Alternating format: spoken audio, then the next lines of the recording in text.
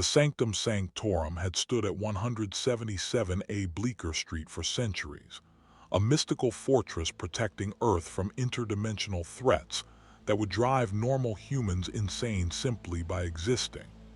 Dr. Stephen Strange, sorcerer supreme and master of the mystic arts, had performed thousands of containment rituals within its walls. He had bound demons, sealed dimensional rifts, and negotiated with entities older than human civilization. None of that prepared him for the moment when Son Goku crashed through his ceiling at approximately Mach 47. The ritual Strange had been performing was delicate, resealing a crack in the dimensional barrier caused by Wanda Maximoff's reality warping during the Westview incident. The spell required absolute concentration, precise hand movements, and a stable mystical field that connected 17 different planes of existence simultaneously. Goku's arrival disrupted all of it. One moment, Strange was chanting in Sanskrit while golden mandalas rotated in perfect harmony around the containment circle. The next, something that registered on his mystical senses as impossibly dense life force moving at impossible speed, punched through the Sanctum's defensive wards, shattered the skylight in an explosion of ancient glass, and crashed directly into the center of the ritual circle. The backlash was immediate and catastrophic. The 17 connected dimensions immediately began bleeding through into each other. Strange caught a glimpse of the dark dimension, the mirror dimension, and several realms he didn't recognize trying to occupy the same space.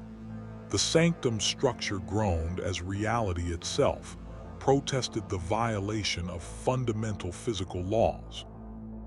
And in the center of the chaos, surrounded by mystical fire and dimensional fragments, sat a young man who looked distinctly confused. "Ow," Goku said, rubbing his head where he'd impacted the floor. "That really hurt. Where am I? This doesn't look like Beerus's planet." Strange's first instinct was to contain the threat. His hands moved through practiced patterns, conjuring the crimson bands of Sitorak, mystical restraints that had held the Hulk, bound interdimensional demons, and could theoretically contain beings powerful enough to crack planets. The bands wrapped around Goku, glowing with eldritch energy as they constricted. Goku looked down at them with interest. "Oh hey, that tickles. What are these made of?"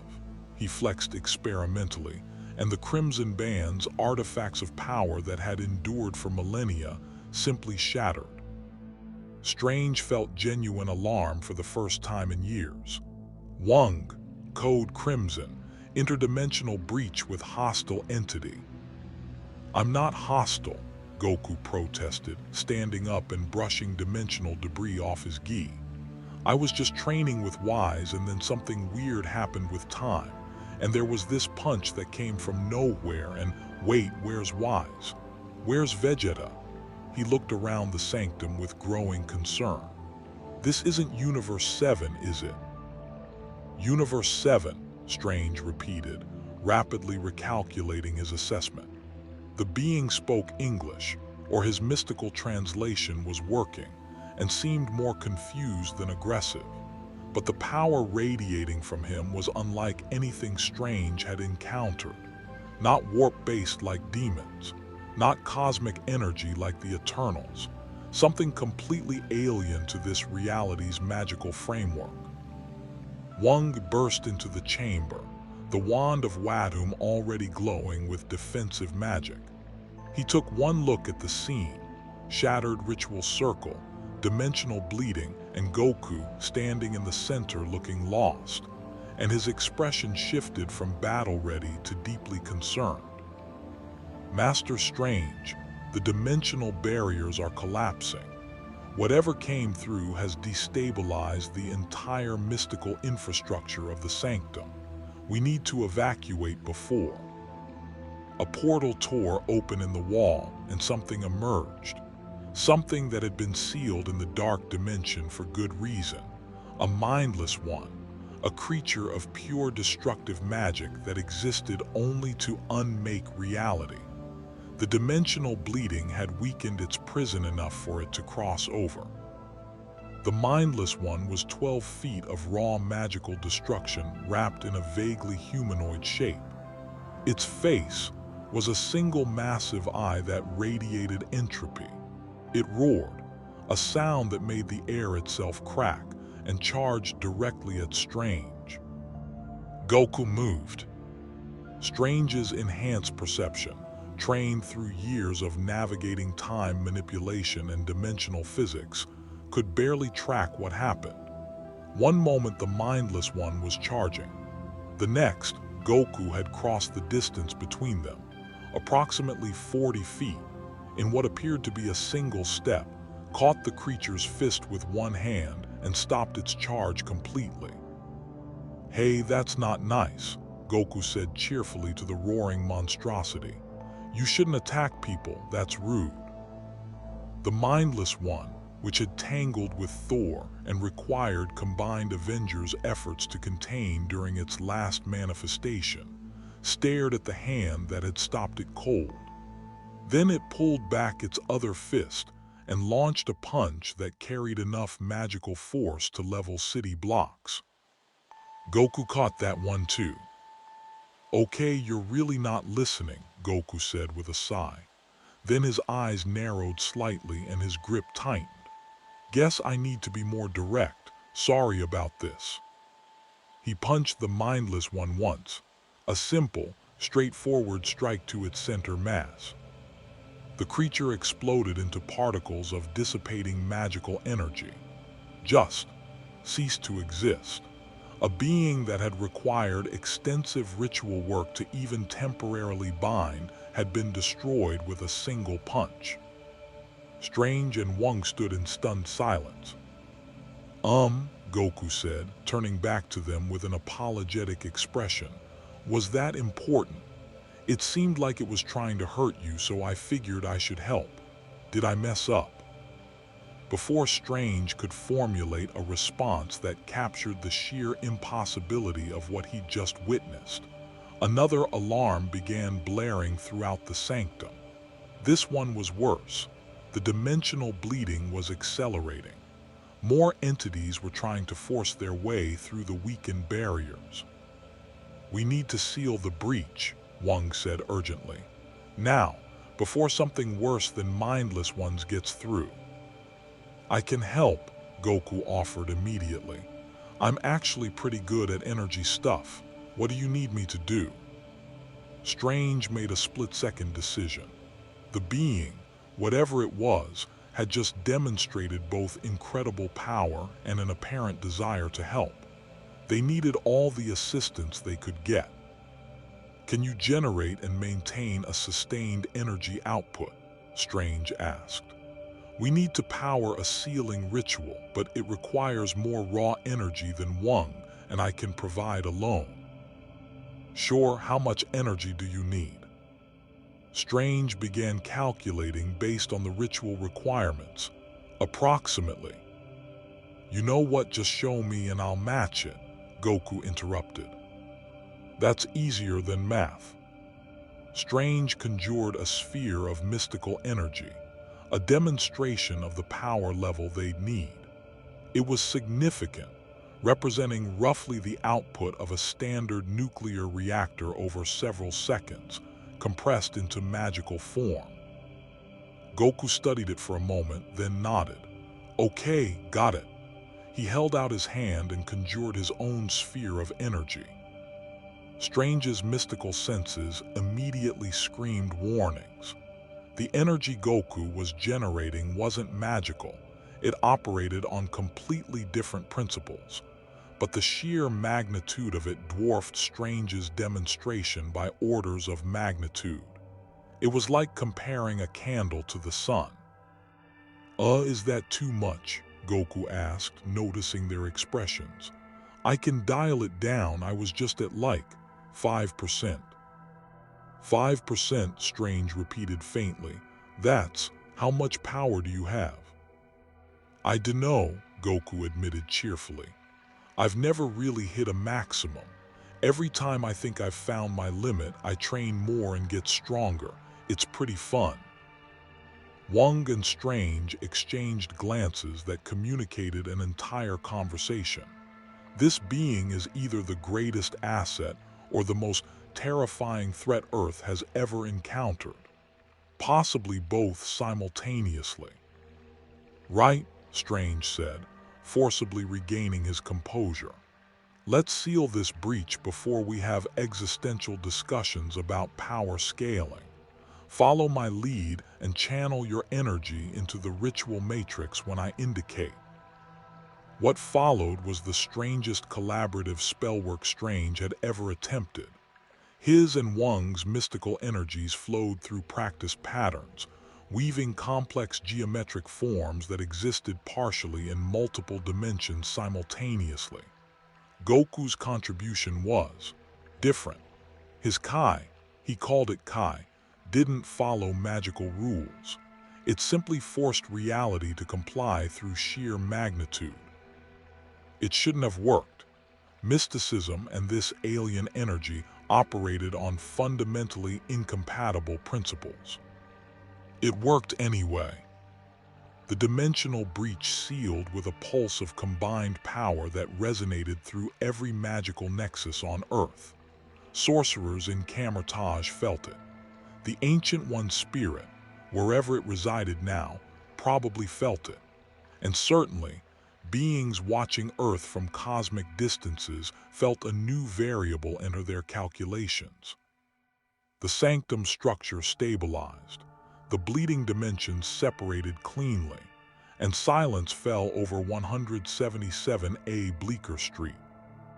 Did it work? Goku asked, looking around. Everything looks normal now. Well, normalish. Your house is really weird, by the way. Why does that staircase go sideways? It's complicated, Strange said, too exhausted to explain non-Euclidean architecture.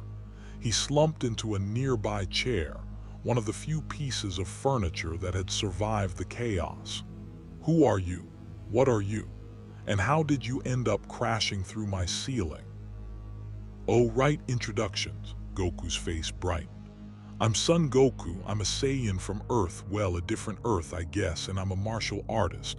I was training with my teacher Wise when something went wrong with space-time. There was this purple guy who can stop time, and then there was a star-shaped portal, and then I was falling, and then I was here. He paused. Sorry about your ceiling and your floor, and is that wall important? Strange looked at the damaged wall. It was holding back the imprisoned essence of a demon lord, but you seem to have accidentally destroyed that too when you crashed through, so problem solved, I suppose. Great, Goku said with genuine enthusiasm. See, everything worked out. Before Strange could explain that accidentally destroying demon lords wasn't actually a reassuring statement, new alarms began blaring. These ones technological rather than magical. S.H.I.E.L.D.'s detection systems had apparently noticed the dimensional anomaly and the subsequent massive energy discharge. And Wang's communication mirror was glowing, indicating someone from the mystical community urgently needed to speak with them. And Strange's danger sense suddenly screamed a warning. Something was approaching the Sanctum at high speed. Something that registered as both technological and carrying significant threat potential. Through the shattered skylight, a red and gold figure descended, repulsors glowing, arc reactor bright against the dimming evening sky. Iron Man had arrived. Dr. Strange, Tony Stark's voice came through external speakers, his armor's weapon systems clearly active and targeting the Sanctum's interior. Friday detected an energy spike that registered higher than the Hulk's maximum recorded output, a spatial anomaly consistent with interdimensional breach, and a brief appearance of what the satellites flagged as unidentified entity of extreme threat potential. You want to explain what's going on, or should I call in the rest of the Avengers? You should probably call the Avengers anyway, Strange said tiredly. We have a situation. What kind of situation? Tony descended through the broken skylight, his armor scanning everything. His HUD immediately locked onto Goku, and Strange watched through the armor's transparent faceplate as Tony's expression shifted from cautious to alarmed. Friday, what am I looking at? Unknown entity, boss. Friday's Irish accent carried confusion, unusual for an AI that could analyze nuclear physics in microseconds. Scans are contradictory. Subject appears human, but cellular structure is reading as alien. Energy signature is off the scale, literally. I can't quantify it because it exceeds my measurement parameters. Threat assessment is indeterminate. Hi, Goku waved cheerfully at Iron Man. Cool armor. Is that magic or technology? Can you fly with that? How fast can you go?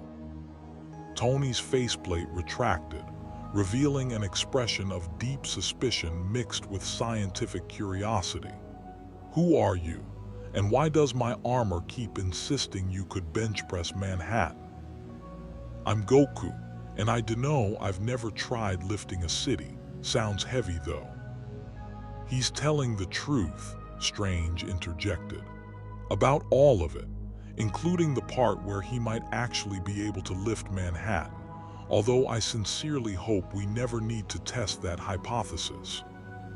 Stephen, Tony said slowly, I'm going to need you to explain in small words what is happening.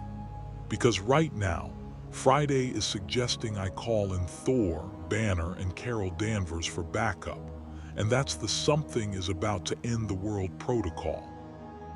Before Strange could respond, something new happened. Goku's expression suddenly shifted, the cheerful confusion replaced by alert focus.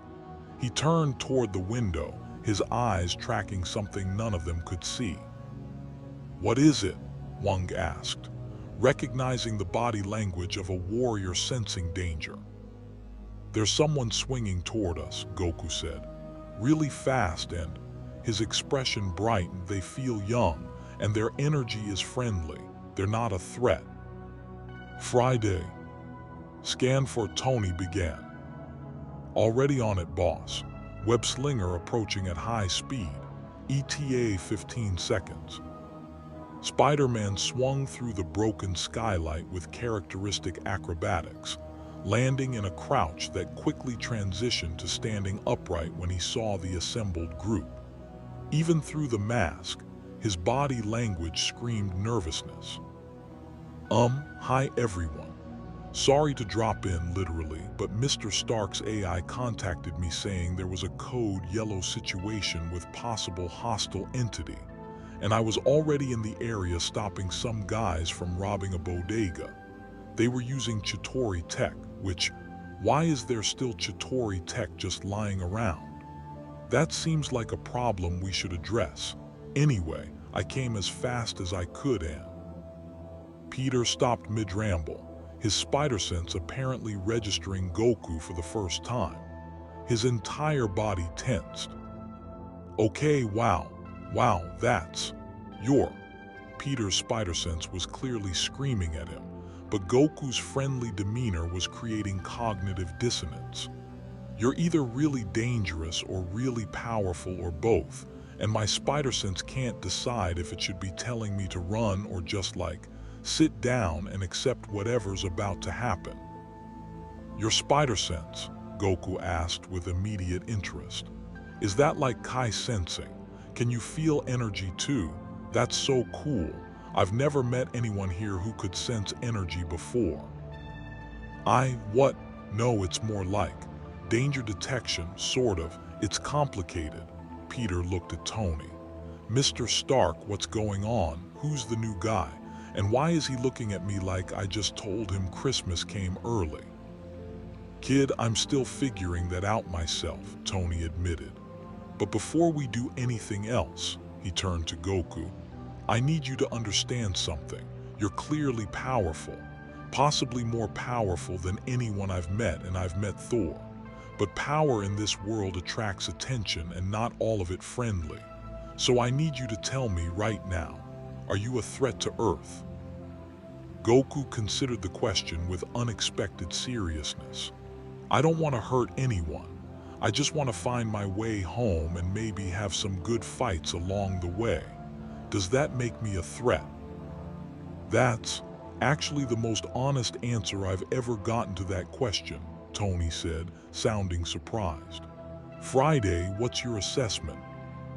Subject appears to be telling the truth, boss. No signs of deception, elevated stress, or hostile intent. However, the power readings are still concerningly high. Recommend cautious engagement with backup protocols active. Good enough for now. Tony's armor retracted fully into its housing form, a gesture of tentative trust. All right, Goku was it. Let's start over. I'm Tony Stark, also known as Iron Man. This is Doctor Strange, Wong, and the kid in the spider suit is Peter Parker, Spider-Man, friendly neighborhood web-slinger. Peter interrupted with a little wave. Sorry, I get excited when meeting new people. Especially new people who can apparently punch demon creatures into non-existence, which Doctor Strange's defenses are telling me you did. Which is crazy. In a good way, probably. Goku's face lit up with genuine joy. You seem nice. Want to be friends. I don't know anyone here and it'd be cool to have a friend. The statement, delivered with such earnest sincerity, created an awkward pause. Here was a being that had demonstrated godlike power, asking an anxious teenager if they could be friends like it was the most natural thing in the world. Peter's spider sense, still screaming warnings about Goku's power level, nevertheless detected something it couldn't argue with: genuine, uncomplicated kindness. Yeah, Peter said, sounding surprised by his own answer. Yeah, okay, I can do friends. But before we start a friendship bracelet exchange, maybe we should figure out how to get you home. Where exactly is home for you? Universe 7 Earth, Goku replied. It's probably really far away. Do you guys have spaceships, or instant transmission, or maybe your magic can create portals? Strange, Wong, Tony, and Peter exchanged glances. Kid, Tony said slowly, when you say Universe 7, do you mean another universe? As in, an entirely separate reality with its own physical laws and dimensional structure? Yep, there are 12 universes total. Well, there used to be 18, but the Omni-Kings erased 6 of them. Long story. Oh good, Tony said faintly. Casual universe erasure. That's not terrifying at all. Friday, get me Banner, and Fury, and everyone else. This just became a code red situation, and I need people smarter than me figuring out what to do about our new multiversal friend. Already calling, boss. Also, the Sanctum's defensive systems have logged 73 separate mystical entities attempting to investigate the energy discharge. Several are classified as hostile. Of course they are, Strange muttered, already forming defensive spells. Wong, begin reinforcing the outer wards. I'll handle internal defenses. Tony, if you're calling in the Avengers, tell them to hurry. We just advertised Goku's presence to every magical being on Earth, and some of them are going to want to test him. Test me? Goku perked up. Like a fight, that sounds fun. That's exactly the attitude I was afraid of, Strange said. Peter, keep him distracted, and for the love of the Vishanti, don't let him break anything else. We'll reconvene once the Avengers arrive and figure out what to do with. An explosion rocked the Sanctum's exterior. Through the mystical defenses, Strange could sense multiple entities attempting forced entry. Not demons or dimensional horrors this time, but something different.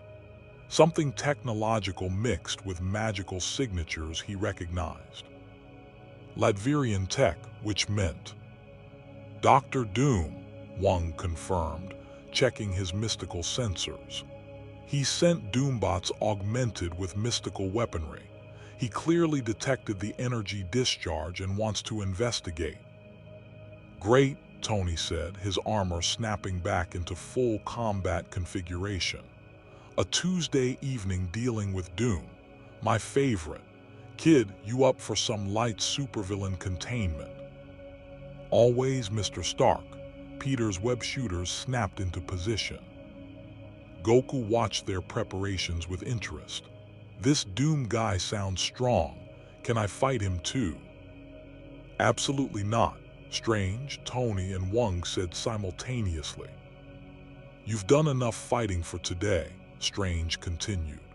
And we don't know how your power will interact with Doom's magic technology combinations. Peter, seriously, keep him here and out of trouble. On it, Peter gave a thumbs up. Don't worry, I'm great with babysitting. I once kept Morgan Stark entertained for 3 hours while Mr. Stark and Ms. Potts were in a meeting. How much harder can watching an infinitely powerful space warrior be? I'm starting to question your threat assessment abilities. Kid, Tony muttered as he flew toward the Sanctum's exterior to engage the Doombots. Left alone in the damaged ritual chamber, Peter and Goku stared at each other. So, Peter said awkwardly, do you like pizza? Because I know this great place that does Sicilian slices, and if you're going to be stuck in our universe for a while, you should at least try Earth food. Our Earth food, I mean. I guess you have your own Earth food back home. I love food, Goku exclaimed. Do you have a lot of it? I eat a lot, like a lot. How much is a lot? I once ate a table's worth of food that was meant for 50 people. Okay, that's concerning from a budgetary perspective, but I appreciate the honesty. Peter's spider sense suddenly flared again. Mr. Goku, is it normal for your power level to keep fluctuating? Because my spider sense keeps changing its threat assessment like it can't decide how scared to be. Oh, that's probably because I keep unconsciously suppressing my Kai so I don't accidentally break stuff, Goku explained. I'm at like 1% right now, maybe less, it's hard to tell. 1%, Peter's voice climbed an octave. 1% just made my spider sense reconsider all its life choices. What happens at 100%? Usually planets shake, Goku said cheerfully. Sometimes I accidentally crack the ground. One time I knocked out Vegeta so hard that the shockwave was visible from space. Good times. Peter Parker, friendly neighborhood Spider-Man who had faced down Thanos and lived, who had died and come back, who thought he'd seen everything the Marvel Universe could throw at him, had a single coherent thought. We're going to need a bigger pizza. Outside, explosions continued as the Avengers' arriving members began engaging Doom's forces. Inside the Sanctum, Doctor Strange coordinated defenses while simultaneously sending urgent mystical messages to every magical authority on Earth. And in orbit, systems that monitored Earth for the Fantastic Four, S.H.I.E.L.D., SWORD, and various other organizations all registered the same thing. A new power signature had appeared on Earth, one that exceeded all known threat baselines. The Marvel Universe had just gained an unpredictable variable. And Son Goku, entirely unaware of the chaos his arrival had catalyzed, was mostly just hoping someone would feed him soon. He was getting really hungry.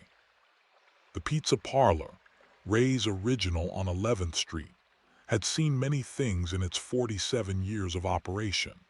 Spider-Man stopping by for a quick slice between patrols. The occasional supervillain chase that ended with someone getting webbed to the no shoes, no shirt, no service sign. Even once, memorably, Thor attempting to pay with Asgardian gold coins and insisting they were of far greater value than your paper currency. But Ray Palomino, third-generation owner and pizza maker extraordinaire, had never witnessed someone eat 23 large pizzas in 17 minutes. "Kid," Ray said to Spider-Man, who was sitting across from Goku with his mask pulled up just enough to eat, "your friend here. Is he okay? Should I call someone, a doctor, an exorcist?" "He's fine," Peter said quickly, though his own expression suggested deep concern about the rapidly mounting bill. "He's just really hungry from another dimension, where they apparently don't have pizza. It's tragic, really." Goku paused mid-bite through his current slice, pepperoni with extra cheese, and looked at Ray with genuine enthusiasm. "This is amazing. It's like bread and cheese and sauce all decided to become friends. Do you have more? I'm still pretty hungry." "How are you still hungry?" Peter's voice cracked slightly. "You've consumed enough calories to sustain a normal person for a month. Where is it even going?" "Saiyan metabolism," Goku explained between bites. "We burn through energy really fast, especially after fighting. And I did fight that demon thing, plus I used Kai to help with the magic ritual. That takes energy." Ray slowly backed away from the table. I'm gonna make more pizza, all the pizza, every pizza we have ingredients for. This feels important."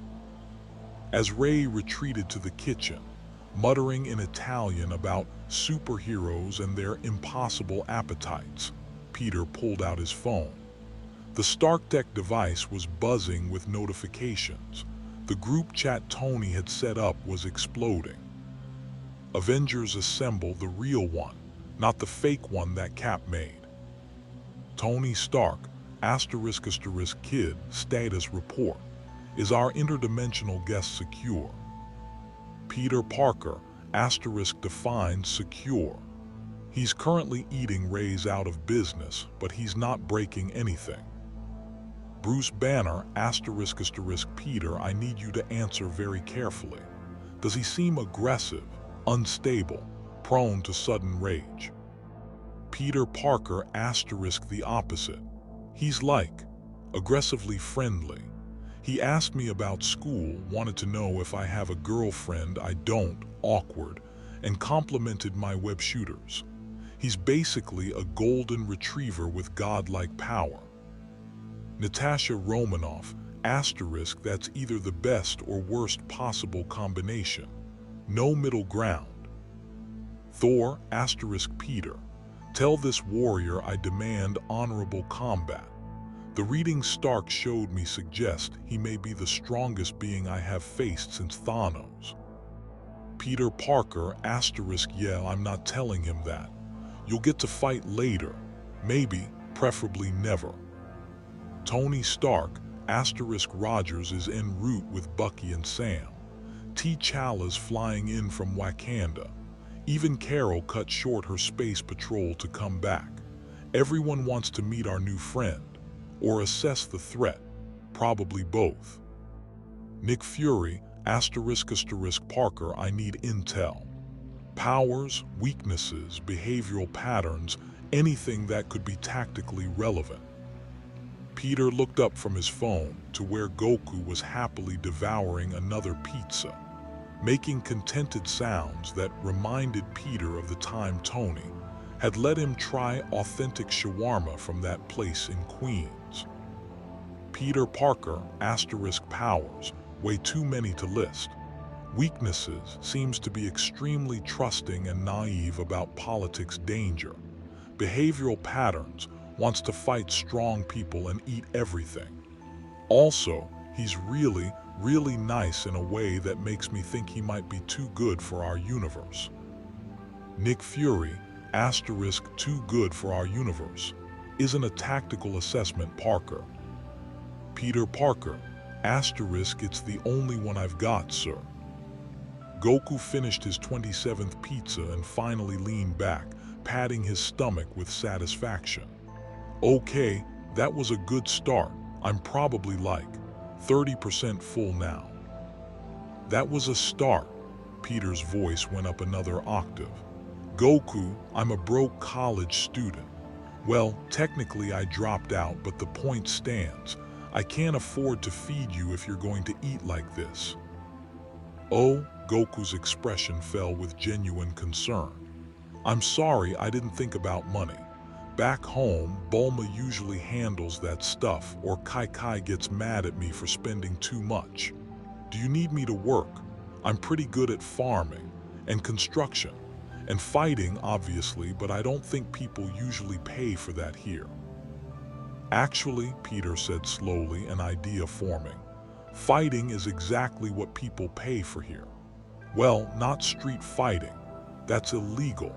But there are underground tournaments, legal exhibition matches, and Mr. Stark mentioned something about S.H.I.E.L.D. needing heavy hitters for specific scenarios. Before Goku could respond, the pizza parlor's door chimed, and 3 figures entered. Captain America, the Winter Soldier, and Falcon walked in with the practiced casual alertness of people who were absolutely ready for combat, but trying not to show it. Steve Rogers, Captain America himself, was in civilian clothes, but Peter's spider sense still registered the shield concealed in the gym bag he carried. His eyes immediately found Goku, assessed him in that way only century-old super soldiers could, and his expression carefully neutralized into friendly professionalism. Peter, Steve said with a nod. And you must be Goku. I'm Steve Rogers. These are my colleagues, Bucky Barnes and Sam Wilson. Hi, Goku waved enthusiastically, still holding a pizza slice. Want some pizza? It's really good. This place is amazing. Sam exchanged glances with Bucky. Is he for real?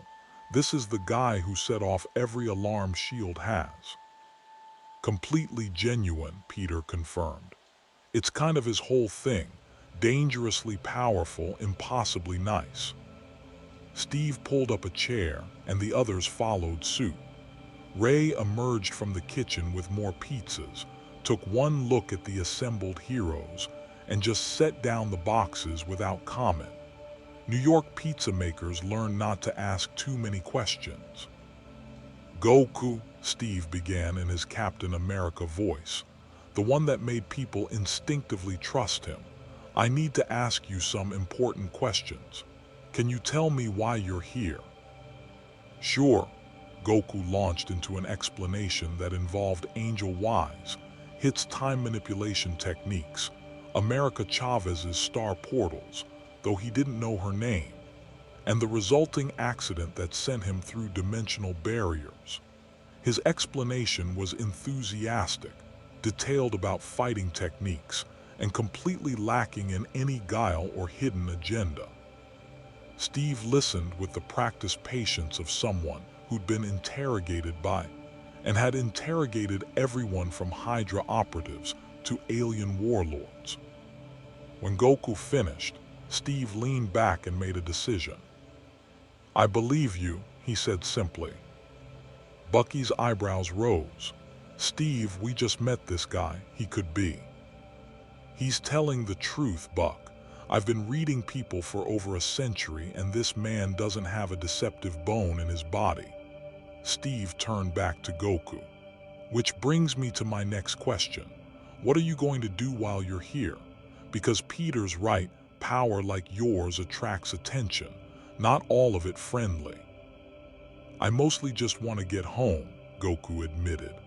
But if I'm stuck here for a while, I guess I'd like to help people, and maybe fight some strong opponents. Back home, I'm always looking for new challenges. This universe seems to have a lot of strong people, which is exciting. It does, Sam said dryly. most of them trying to kill us on a semi-regular basis, which is fun, so much fun. Your enthusiasm for combat is something I can respect, Steve said, but fighting in our world has consequences. Political, legal, social. You can't just challenge people because they seem strong. Why not? Goku asked with genuine curiosity. The question stumped everyone momentarily. In Goku's universe, apparently, martial arts tournaments and dramatic battles were just accepted parts of life. Here, they required UN oversight and insurance policies. Because, Peter tried to explain, our world has laws and governments and property damage concerns. When the Avengers fight, we have to file incident reports. There's paperwork, so much paperwork. That sounds boring, Goku said sympathetically. It is, every hero at the table agreed simultaneously. Steve's phone buzzed, encrypted shield communication.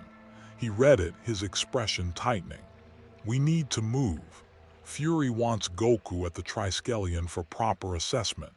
And, he hesitated, there are reports of enhanced individuals converging on this location.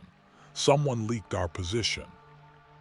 Leaked? Bucky's hand immediately went to the concealed weapon Peter's spider sense had detected. Who? Unknown, but we've got incoming. Steve checked the tactical feed. What looks like mercenaries, enhanced ones. They're moving to intercept. Goku perked up immediately. Are they strong? Potentially dangerous, Steve corrected. Which is different from strong. We need to extract you safely without civilian casualties. I can help. Goku stood up, his energy shifting in a way that made Peter's spider sense scream. I'm really good at not hurting people while still winning fights. Before Steve could respond, the pizza parlor's windows exploded inward. What came through wasn't Hydra, AIM, or any of the usual suspects. The figures wore advanced tactical armor that hummed with energy signatures Peter's enhanced senses registered as wrong. Tech that shouldn't exist, borrowed from sources that shouldn't have shared it. The lead figure's helmet retracted, revealing a face Peter didn't recognize, but everyone else apparently did.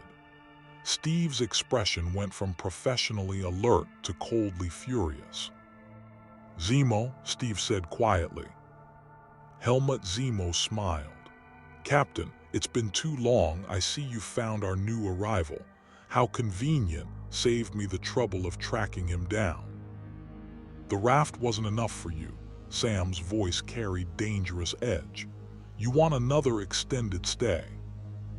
What I want, Zemo said, his enhanced mercenaries fanning out to cover all exits, is to ensure that powerful beings aren't co-opted by governments who would misuse them. Stark, Rogers, you've all proven that superhuman power inevitably serves political agendas. This Goku represents a blank slate, power without allegiance. I'm here to offer him a choice before you Avengers trap him in your web of compromises. I'm not really following this, Goku said, looking confused. Are you guys gonna fight? Because it seems like there's a lot of history here that I'm missing.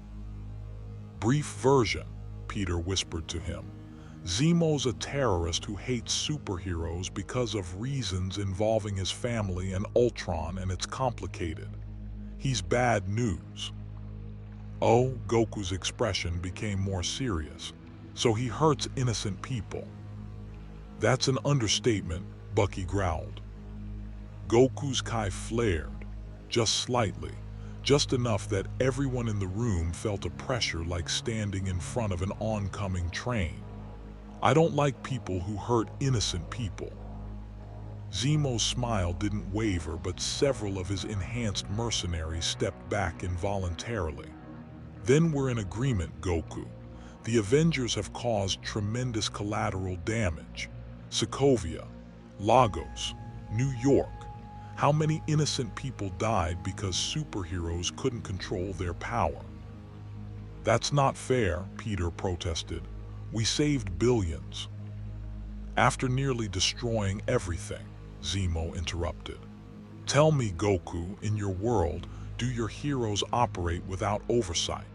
Do they simply do as they please with no accountability? Goku thought about this. Well, King Kai gets mad at me sometimes, and Supreme Kai, and Beerus, oh, and Wise, and Kai, but that's different, but mostly, yeah, I just help people when they need help. Is that wrong? It depends on who's defining help, Zemo said. Come with me.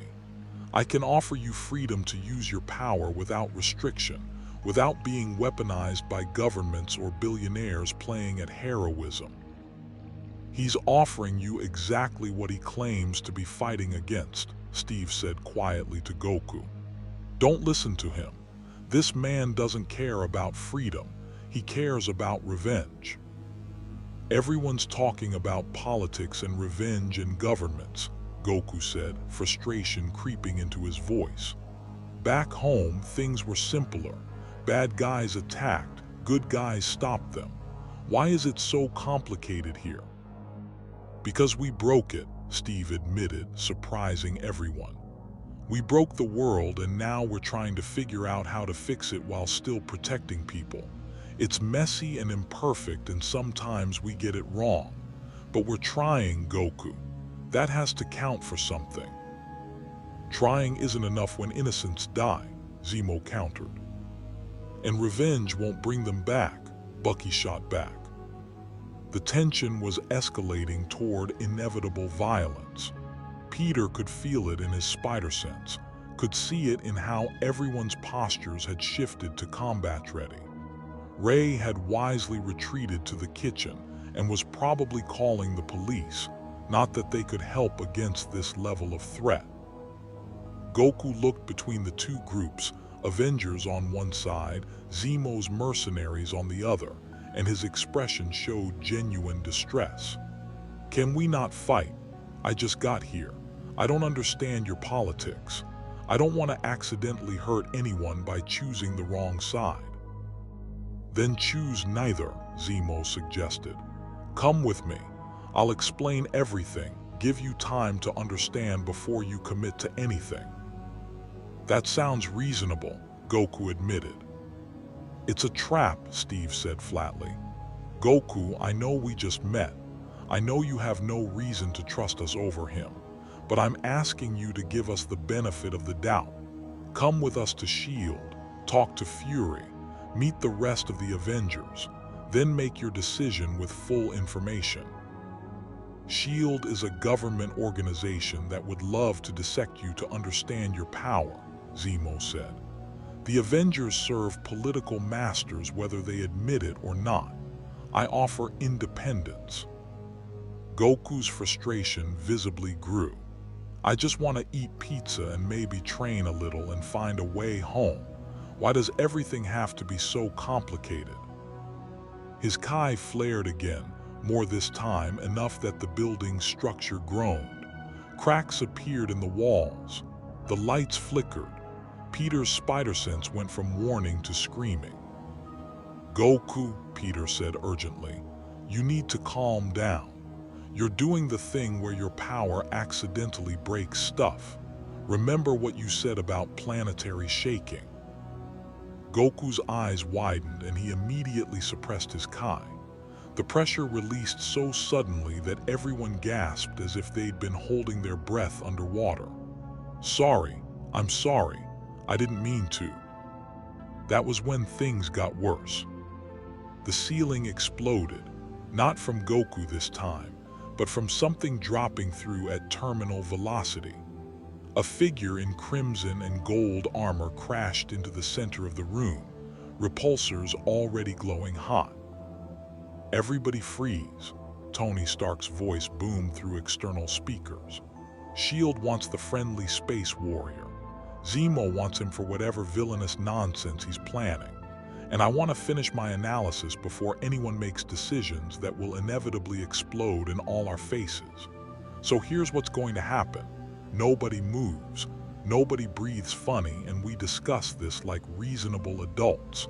Or I start shooting and my aim's been really good lately. Stark, Zemo said with amusement, always making an entrance. Tell me, how many buildings have you damaged this week with those entrances? 7, but who's counting? Tony's faceplate retracted, revealing an expression that mixed exhaustion with determination. Goku, hi, Tony Stark, we met earlier.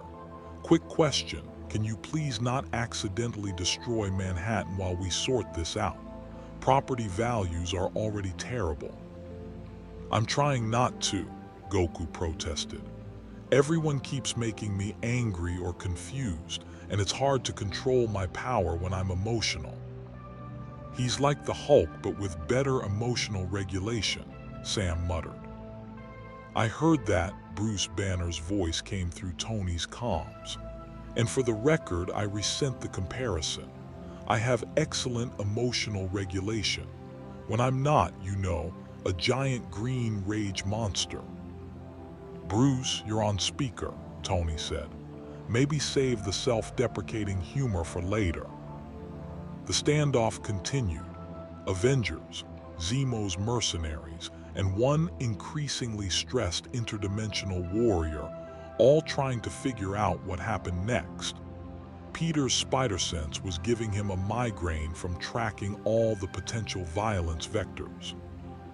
Then, because the universe apparently had a sense of humor, the door chimed again. Dr. Stephen Strange walked in, followed by Wong, both of them looking deeply annoyed. Of course you're all here, Strange said. Of course this has already escalated into a multi-faction standoff. It's been 3 hours since he arrived. 3 hours. I was hopping for at least a day before the inevitable chaos. Stephen, Tony said with forced cheer. Just in time for the moral philosophy debate / probable violent altercation. Want to weigh in? I want, Strange said icily, for everyone to remember that Goku's arrival caused a dimensional breach that still hasn't fully sealed. Every time his power fluctuates, it stresses the barriers between realities. If we're not careful, we'll have beings from the dark dimension, the quantum realm, and possibly worse flooding through into our reality. That sobering statement created momentary silence. So what do? Steve asked. Strange looked at Goku, studying him with mystical senses that saw beyond physical form. We let him choose, but first we give him context. Goku, what do you value most? Goku thought about it. Protecting my friends and family, getting stronger, good fights, food in that order usually. Then here's what you need to understand about our world, Strange said, his tone softening slightly. Every person in this room believes they're trying to protect people. Rogers and the Avengers do it through direct intervention. Zemo believes the Avengers do more harm than good and wants to stop them. Stark tries to prevent future threats through technology and oversight. All of them are partially right and partially wrong. That's not helpful, Zemo said. I'm not here to be helpful. I'm here to prevent dimensional collapse. Strange turned back to Goku. You asked why things are complicated here. It's because this world has paid terrible prices for simplicity. The Avengers tried simple heroism and Sokovia fell. S.H.I.E.L.D. tried simple oversight and Hydra infiltrated them. Stark tried simple solutions and accidentally created Ultron. We're complicated because we've learned that uncomplicated approaches get people killed. Goku absorbed this, his expression showing genuine thought. So, everyone's trying their best, but nobody really knows if they're doing the right thing. Welcome to Earth, Peter said quietly, where we're all making it up as we go and hopping we don't accidentally end the world. Again. That's, Goku smiled suddenly, actually kind of reassuring. Back home, I'm always worried that I'm messing up because I'm not as smart as Bulma or Gohan. But if everyone's just trying their best and learning as they go, then maybe that's okay. It's not okay, Zemo said. That attitude is how millions die. And your attitude, Bucky countered, is how fascism starts. We've been down that road, Zemo. It doesn't end well. Gentlemen, Strange interrupted, as much as I'm enjoying this philosophy seminar, we still have the practical problem of what happens next. Goku, you need to stay somewhere safe while we figure out how to get you home. The Sanctum is heavily warded and can contain power fluctuations. I'm offering sanctuary. SHIELD can provide better security, Steve argued. I can offer actual freedom, Zemo said. And I, Tony said, can offer the tower where we have both security and freedom, plus gourmet chefs who can maybe keep up with his appetite. Also, way better internet than the Sanctum. Does the Sanctum even have Wi-Fi? We have mystical communication that transcends physical networks, Wang said defensively. So no Wi-Fi, got it. Goku looked overwhelmed by the competing offers. Can I just stay with Peter? He's nice and he already showed me what pizza is. Plus, I don't want to cause more problems by picking wrong. Every adult in the room looked at Peter. Oh no, Peter said. No. I live in a terrible apartment in Queens with my aunt. We can't hide an interdimensional warrior in Queens. It's Queens. Everyone talks. Mrs. Chen from 4B would have him analyzed and classified within 24 hours. But you're my friend, Goku said with such genuine earnestness that Peter's resistance visibly crumbled. And you seem to understand things here. Please. Peter looked at Tony pleadingly. Mr. Stark, help. Tony's faceplate was still retracted, and his expression showed reluctant amusement. Friday, what's the protocol for when cosmic beings adopt my protege? There is no protocol for that scenario, boss. I suggest creating one. Fine, new plan. Tony addressed the room. Goku stays at the tower under Avengers' protection and supervision. Peter acts as his cultural liaison because apparently they've bonded. Strange and Wang maintain mystical monitoring to prevent dimensional issues. And Zemo, Tony's repulsors powered up, leaves. Now, before I decide that property damage is worth it.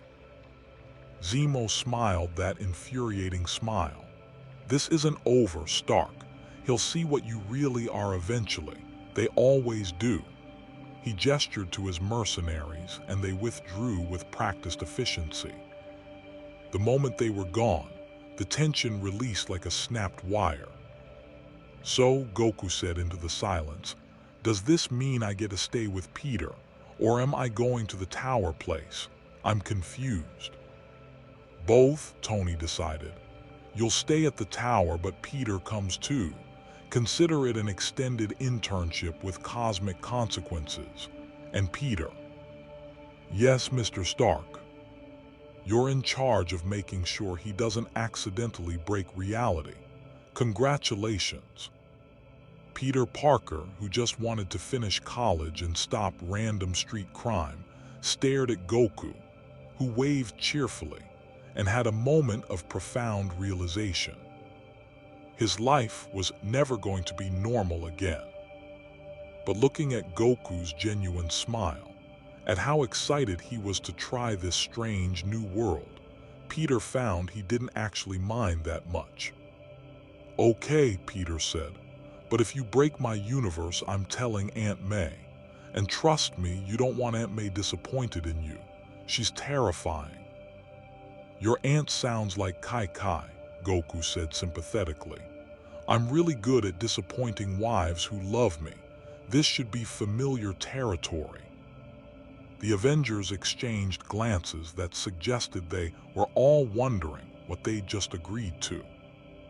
And in orbit, Beings monitoring Earth's power levels noted a new variable that exceeded all previous measurements. Son Goku had entered the Marvel Universe, and somehow, against all odds, he was becoming an Avenger. This was either the best or worst thing that had ever happened to Earth. Time would tell. Avengers Tower, officially Stark Tower before Tony had begrudgingly accepted the rebranding, stood as a gleaming monument to humanity's capacity for both innovation and hubris. The top 15 floors had been converted into living quarters, training facilities, and laboratories where Earth's mightiest heroes could coordinate their efforts to protect the planet from threats both terrestrial and cosmic. It was not, Peter reflected as he helped Goku navigate the voice-activated elevator system, designed to accommodate someone who thought voice-activated meant yell louder until it works. Floor, Goku shouted at the elevator panel. Goku, no, you don't have to yell, Peter said patiently. Just say which floor you want normally. Friday's AI can hear you. Oh, Goku spoke at normal volume. Floor, please. Which floor, Mr. Goku? Friday's Irish accent carried amusement. The tower has 93 floors, and you have access to floors 70 through 93. The one where the food is. That would be floor 82, the common area and kitchen. Proceeding now. As the elevator ascended, Peter pulled out his phone to check the group chat, which had somehow gotten even more chaotic in the 30 minutes since they'd left the pizza parlor. Avengers Assemble, asterisk. Tony Stark, asterisk for the record. I'm only agreeing to house our cosmic friend because Strange made very compelling arguments about dimensional stability, and because watching him eat was genuinely entertaining. Bruce Banner, asterisk, I'm already setting up lab space for non-invasive analysis. I have so many questions about his cellular structure, his energy manipulation, his. Tony Stark, asterisk Bruce, we talked about this. No prodding the super powerful alien until he gets annoyed protocols. Bruce Banner, asterisk, I wasn't going to prod. I was going to politely ask if he'd consent to voluntary scientific observation. Natasha Romanoff, asterisk, I've completed threat assessment. Conclusion, catastrophically powerful but genuinely well-intentioned. Recommend we keep him happy and pointed at our enemies. Clint Barton, asterisk, I'm still on the farm, but Laura saw the news reports. She wants to know if your space guest has dietary restrictions. Apparently she's planning a welcome dinner. Tony Stark, asterisk, dietary restriction. He eats everything, in massive quantities. I've already authorized an increased food budget. We're talking industrial scale meal prep.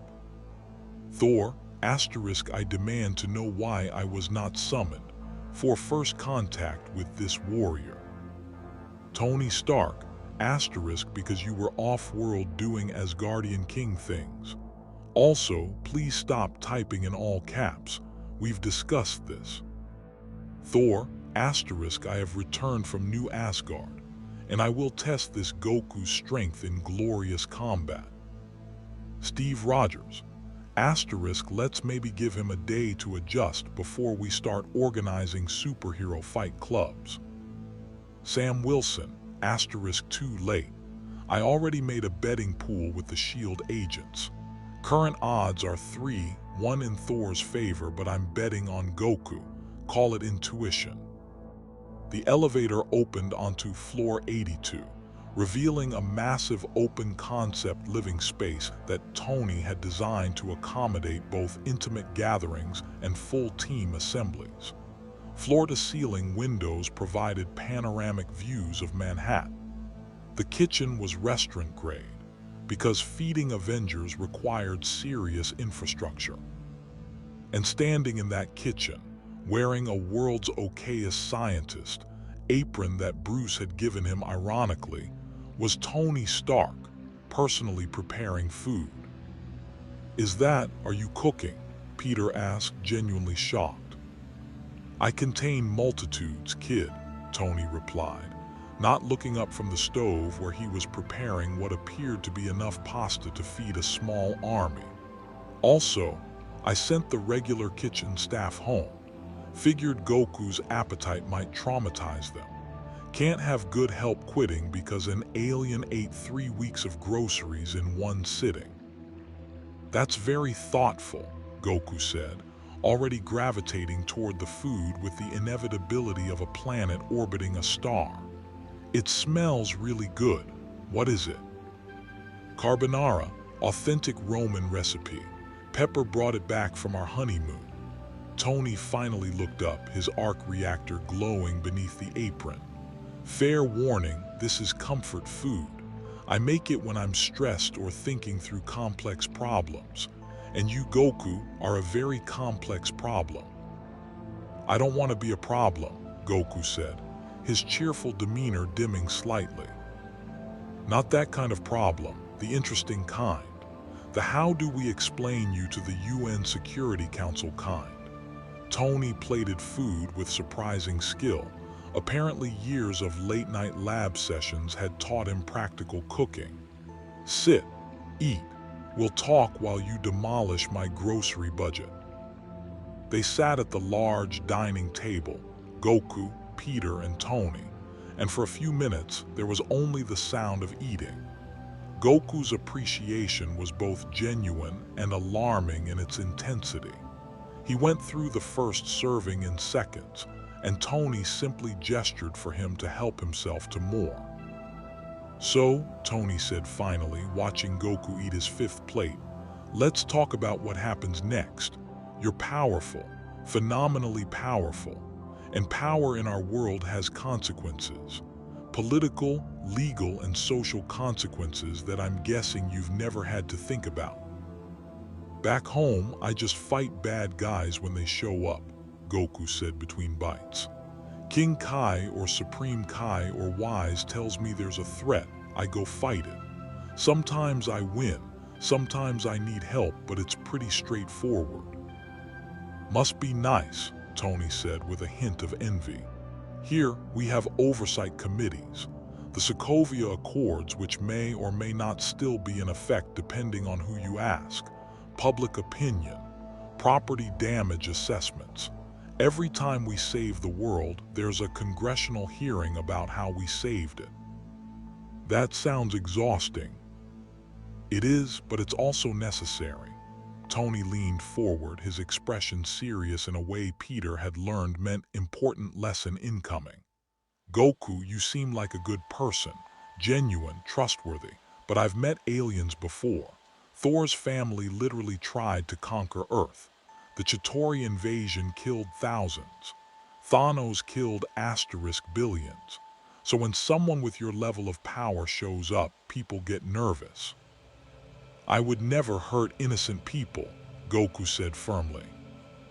I believe you, but belief isn't enough in our world. We need systems, protocols, ways to ensure that good intentions don't lead to catastrophic mistakes. Tony pulled up a holographic display from his watch, showing news footage of various superhero incidents. Sokovia, Lagos, New York. Every one of these started with heroes trying to help. Every one ended with civilian casualties. Goku watched the footage, his expression growing troubled. We have collateral damage in our universe too, but usually it's emptier. Like when I fight really strong enemies, we go to wastelands or empty planets or the world of void. We try not to destroy cities. That's actually brilliant, Peter interjected. Why don't we do that? Just take the big fights somewhere empty. Because our enemies don't cooperate, Tony said dryly. They attack population centers deliberately to force our hand. We can't always choose the battlefield. But Goku, he turned back to his guest, the fact that you think about minimizing damage tells me something important. You have tactical awareness beyond just fighting. That's good. We can work with that." Before Goku could respond, the elevator chimed. Bruce Banner emerged, wearing his standard purple button-down and carrying a tablet loaded with what appeared to be scientific analyses.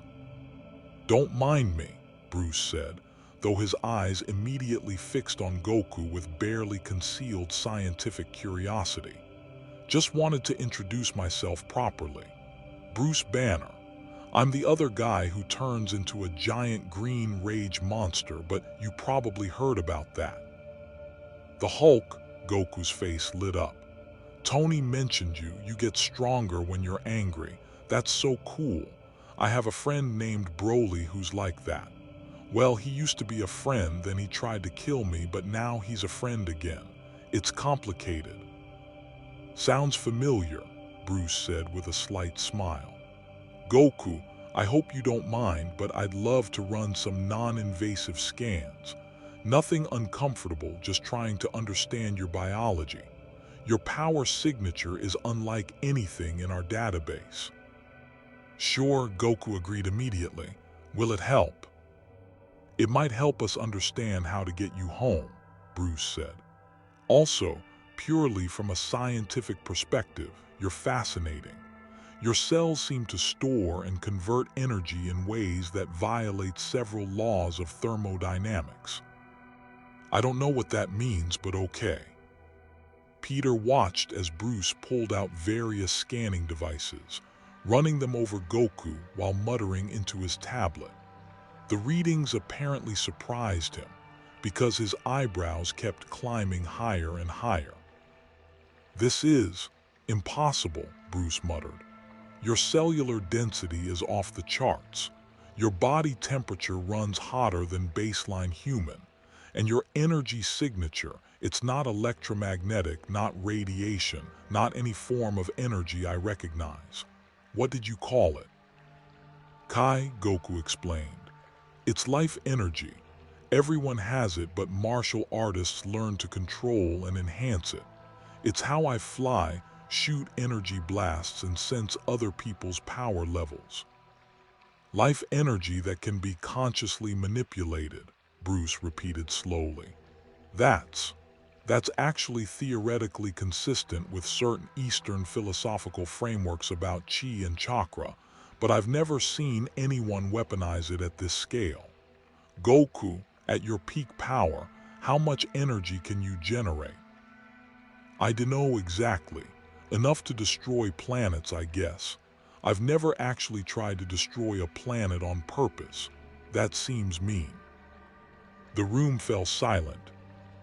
"Destroy planets," Tony said flatly. "As in multiple plural planets." "Well, I've never actually done it," Goku clarified. "But some of the gods I've fought could do it easily, and I've beaten them. So logically, I should be able to. But again, I haven't tried. That would kill a lot of people." "The gods you fought," Bruce repeated. "Goku, what exactly is the power scale in your universe?" What followed was a 20-minute explanation that left Peter, Tony, and Bruce increasingly incredulous. Goku described fighting aliens who could destroy planets as easily as humans could crush ants. Gods of destruction who could erase entire galaxies. Angels who served beings called Omnikings who had erased 6 entire universes because they were bored. "So," Tony said when Goku finished, "just to clarify, in your universe, you're what, upper mid-tier in the cosmic hierarchy?" "Maybe. I'm the strongest mortal in Universe 7, but that's just one universe out of 12. And the angels are way stronger than me. And the Omnikings are way stronger than them. And probably there's stuff stronger than the Omnikings that I don't know about yet." Goku shrugged. "There's always someone stronger. That's what makes it fun." Peter's spider sense, which had been giving him a constant low-level headache since meeting Goku, suddenly spiked. Guys, we've got incoming. Multiple signatures, big ones." "Friday?" Tony asked. Confirmed, boss. 3 enhanced individuals approaching at high velocity. Identifications: Thor Odinson, Carol Danvers, and James Rhodes in the War Machine armor. ETA 2 minutes. Of course, Tony sighed. Thor heard about our cosmic visitor and immediately flew back from New Asgard. Carol probably intercepted the same energy readings that brought her back from space. And Rhodey's here because he thinks I need adult supervision. I do provide valuable adult supervision, came Rhodey's voice over the comms. Someone has to keep you from adopting every superpowered being who crashes through your ceiling. That was 1 time, twice if you count Spider-Man, 3 times with OK, I see your point. The tower's landing pad activated, and moments later, 3 figures entered the common area. Thor came first, tall, muscular, radiating divine power and the excitement of someone about to pick a fight. Captain Marvel floated in behind him, her photon energy creating a subtle glow. War Machine landed with characteristic precision, his armor's weapon systems powering down in a show of non-aggression. Thor's eyes immediately locked onto Goku, and his expression shifted through several emotions: curiosity, assessment, excitement, and finally, determination. You, Thor boomed, pointing dramatically. You are the warrior whose power shook the very foundations of Midgard's mystical defenses. I am Thor, god of thunder, king of Asgard, and I challenge you to honorable combat. Thor, we literally just discussed not doing this. Steve Rogers' voice came through the comms. Apparently he was still en route. Captain Rogers does not understand the warrior spirit, Thor replied. This Goku is a fighter. I can see it in his bearing, in how he holds himself. He wishes to test his strength as I do. Is this not so? Goku's face split into an absolutely delighted grin. You're a god. That's awesome. And yeah, I'd love to fight you. You seem really strong. Gyoku no, Peter and Tony said simultaneously. Goku yes, Thor countered. Come warrior, we shall find suitable terrain for our contest. Okay, everybody stop, Carol Danvers interjected, her voice carrying the authority of someone who'd spent years as an intergalactic peacekeeper. Thor, you can't just challenge every powerful being you meet to a fight. Goku, hi, I'm Carol, Captain Marvel. I'd like to ask you some questions before anyone starts punching. Goku's disappointment was palpable, but he seems really fun to fight. Look at him. He's got a hammer and everything. Mjolnir was destroyed, Thor explained. I now wield Stormbreaker, forged in the heart of a dying star, far superior to its predecessor. That's so cool. I have a friend who has a staff that extends really far, and another friend who has a sword that vibrates at high frequency. Weapons are neat. Okay, they're bonding, Rhodey observed. This is either adorable or terrifying. I can't decide which. Both, Bruce said. Definitely both. They're like excited puppies, puppies with planet-destroying capabilities. Carol approached Goku, her expression serious but not hostile. Goku, I need to know, are you a threat to Earth? That's the second time someone's asked me that today, Goku said. I don't want to hurt anyone. I just want to find my way home and have some good fights while I'm here. Is that okay? Carol studied him with eyes that glowed faintly with photon energy. Apparently, she was using some form of enhanced perception to assess him. After a moment, the glow faded and her posture relaxed. He's telling the truth, she announced to the room. I can sense his energy signature. It's powerful, more powerful than anything I've encountered except maybe some of the Celestials. But it's not hostile. He's genuinely just a guy who likes fighting and helping people. I could have told you that, Peter muttered. Excellent, Thor declared. Then we can fight without political complications. Come, Goku. I know a place in New Asgard where we can battle without endangering civilians. The warriors of my realm would be honored to witness our contest. Thor, that's actually not a terrible idea, Tony said slowly. If they're going to fight, and let's be honest, they're obviously going to fight, New Asgard is reinforced to handle godly combat, better than Manhattan. I could arrange satellite monitoring, Rhodey offered. Get real combat data on Goku's capabilities, purely for defensive purposes. And I'd like to see how his Kai interacts with divine Asgardian power, Bruce added, from a scientific perspective. Everyone wants to turn this into research, Peter protested. They just want to have a fun fight. Why does everything have to be complicated? Because we're the Avengers, Carol said dryly. Complicated is literally our brand, but Peter's got a point. Goku, Thor, if you're going to do this, do it for the right reasons. Not because we need data or threat assessment, just because you want to. Goku looked at Thor, who looked back at him, and an entire conversation seemed to happen through expressions and body language alone. I want to fight you because you seem really strong and I bet I could learn a lot, Goku said. And I wish to test myself against a warrior from beyond the stars, Thor replied, to see if the god of thunder can match the, what is your title? I don't really have one. Some people call me a Super Saiyan, or the strongest mortal in Universe 7, but I'm just Goku. Then let us fight just Goku, and see which of us stands victorious. They shook hands, and even that simple gesture created a small shockwave that rattled the windows. Tony immediately pulled up damage assessment protocols while Bruce started taking measurements. Okay, Steve's voice came through the comms. If we're doing this, we're doing it right. Tony arranged transport to New Asgard. Carol, your combat referee. You're the only one fast enough to intervene if things get out of hand. Bruce, medical standby.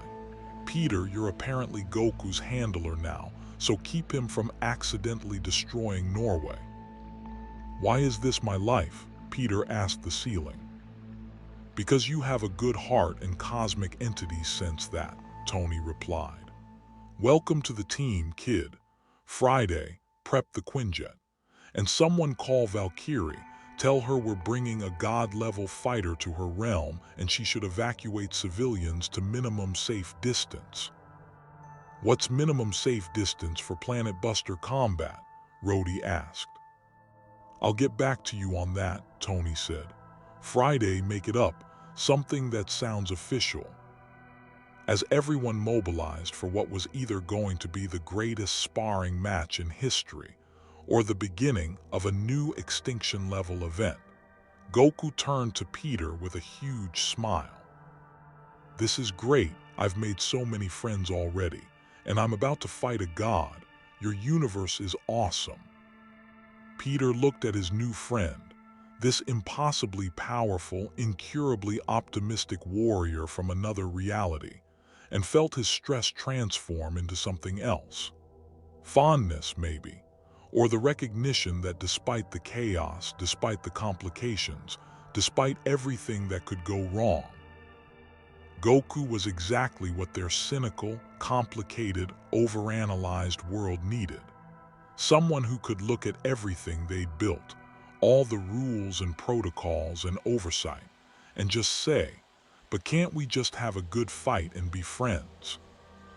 Yeah, Peter said, smiling despite himself. Yeah, I guess it is pretty awesome. Come on, let's go watch Thor learn why fighting Saiyans is a terrible idea. Hey, Thor protested. I heard that small spider child. You're supposed to, Peter called back. And as the Avengers mobilized to facilitate what was probably the most unnecessary but inevitable fight in their history, Somewhere in the depths of space, beings with far darker intentions took notice of the new power signature on Earth. The heroes had found a new ally, but they'd also painted a target on their world. Again, New Asgard sprawled across the Norwegian coastline like a settlement caught between two eras. Ancient Viking longhouses rebuilt with modern materials. Asgardian architecture translated into earthly construction techniques. And a population of refugees who'd survived the destruction of their entire world trying to build something new from the ashes. Valkyrie, king of Asgard, she'd insisted on the title king rather than queen because it sounds more intimidating, stood at the edge of the designated combat zone and wondered if this was how Odin had felt before every one of Thor's more destructive training sessions. So, she said to Steve Rogers, who'd arrived ahead of the main group, let me make sure I understand. Thor found a warrior from another universe who might be able to destroy planets, and instead of, I don't know, establishing diplomatic protocols or having the wizards figure out dimensional travel, they're going to punch each other. In my kingdom. That's an accurate summary, yes, Steve admitted. And you're all okay with this? We're supervising, Steve offered weakly. Valkyrie took a long drink from her flask. I miss the days when the most complicated problem was whether to rebuild the Great Hall with wood or stone. Now we're hosting interdimensional fight clubs. She raised her voice to address the gathered Asgardians. A few hundred had come to watch, despite warnings to maintain distance. All right, people, combat protocols. Anyone who doesn't want to risk being vaporized by collateral damage, move to the reinforced shelters now. Nobody moved. The Asgardians, having survived Hela's rampage and Thanos' invasion, apparently considered possible vaporization an acceptable entertainment risk. Your people are insane, Carol Danvers observed, floating down from her aerial patrol pattern. They're Asgardians, Valkyrie corrected. It's different. Also, you fought alongside us against Thanos. You don't get to judge our life choices. The Quinjet descended, its VTOL engines kicking up dust as it settled onto the designated landing zone. The ramp lowered, and Thor emerged first, already grinning with battle lust. Goku followed, looking around New Asgard with genuine wonder. Wow, this place is beautiful, and everyone here has really interesting energy signatures. Goku waved enthusiastically at the gathered Asgardians, who waved back with varying degrees of enthusiasm and concern. Peter Parker stumbled down the ramp last, looking vaguely airsick. Note to self, flying in a Quinjet while your spider sense is screaming about the imminent god battle is a terrible experience. Also, Mr. Stark, your autopilot needs recalibration. We hit turbulence 17 times. That was Thor's fault, Tony's voice came through Peter's comm. He kept flying alongside us doing barrel rolls. Very distracting. I'm monitoring from the tower with Bruce. We've got satellites positioned for full coverage. Goku stretched, his joints popping with sounds like gunshots. Several Asgardians jumped, hands going to weapons before they realized it was just the warrior warming up. Okay, Goku said cheerfully. So how do we do this? Are there rules? Back home, tournament fights have rules about killing and ring-outs. What about here? No killing, Steve said immediately. Obviously, beyond that, Thor, you've done this before. What are standard Asgardian combat protocols? We fight until one yields or can no longer continue, Thor said, Stormbreaker already manifesting in his hand with a crackle of lightning. Magic and powers are permitted, honorable conduct expected, and he grinned. We make it entertaining for the audience. They deserve a good show. I can work with that. Goku cracked his knuckles. Oh, one thing though, I'm going to start at lower power and work my way up as we fight. Is that okay? I don't want to accidentally hurt you by going full power right away. The statement, delivered with complete sincerity, made several Asgardians laugh. The idea that Thor, their king's brother, veteran of countless battles, wielder of Stormbreaker, needed to be protected from injury was apparently hilarious. Thor's expression shifted through surprise, offense, and finally understanding. You're serious. You genuinely believe you need to hold back for my safety.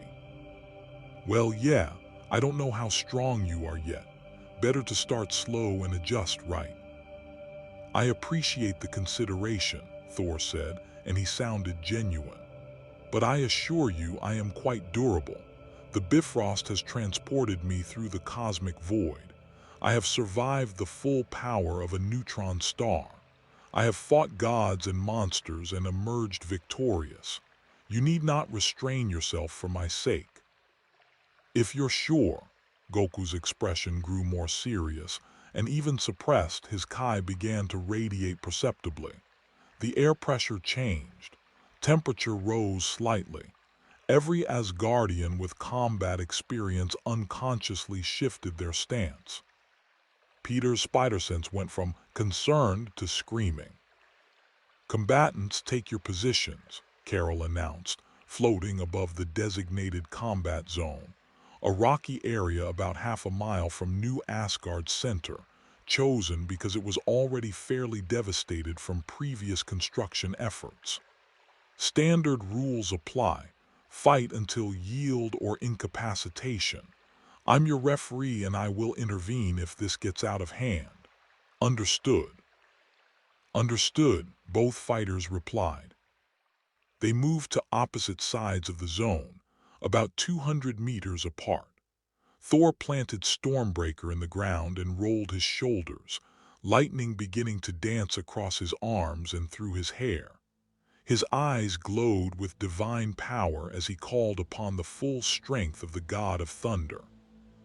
Goku simply stood there, breathing deeply, centering himself. Peter, watching from the safe observation position with Steve and Valkyrie, noticed something strange. As Goku relaxed, his power signature actually grew stronger, not weaker, like he was releasing limiters rather than powering up. Fighters ready, Carol called. Ready, Thor roared, lightning exploding around him in a show of divine fury that lit up the overcast Norwegian sky. Ready, Goku replied, his voice calm but carrying across the distance with unnatural clarity. Then begin. Thor moved first, because Thor always moved first. He launched himself forward with lightning speed, literally, considering the crackling energy propelling him. Stormbreaker raised for a devastating opening strike. The distance between them closed in under a second. Goku didn't dodge. He caught Stormbreaker's blade with his bare hand. The impact created a shockwave that flattened grass for 100 meters in every direction. The sound was like a thunderclap concentrated into a single point. And Thor, who had expected to at least force Goku backward, found himself stopped completely. You're strong, Goku said with delight. That was a great opening. My turn. He pushed, and Thor, 6'6" of divine Asgardian muscle and power, slid backward across the rocky ground like he weighed nothing. Goku followed up with a punch aimed at Thor's midsection, telegraphed enough that the god could block. Thor caught the punch with Stormbreaker's handle. The resulting shockwave was visible, a sphere of displaced air expanding outward, carrying dust and debris. The sound reached the observation point a split second later, and Peter felt it in his chest like a physical blow. That's just them testing each other, Bruce's voice came through the comms, wonder and concern mixing equally. They're not even trying yet, and they're generating force equivalent to Friday. What's the yield calculation? Approximately 15 kilotons per strike, Dr. Banner, Friday replied. For context, that's roughly equivalent to the Hiroshima bomb, each punch. Oh good, Tony said faintly. Totally reasonable power levels, nothing concerning here.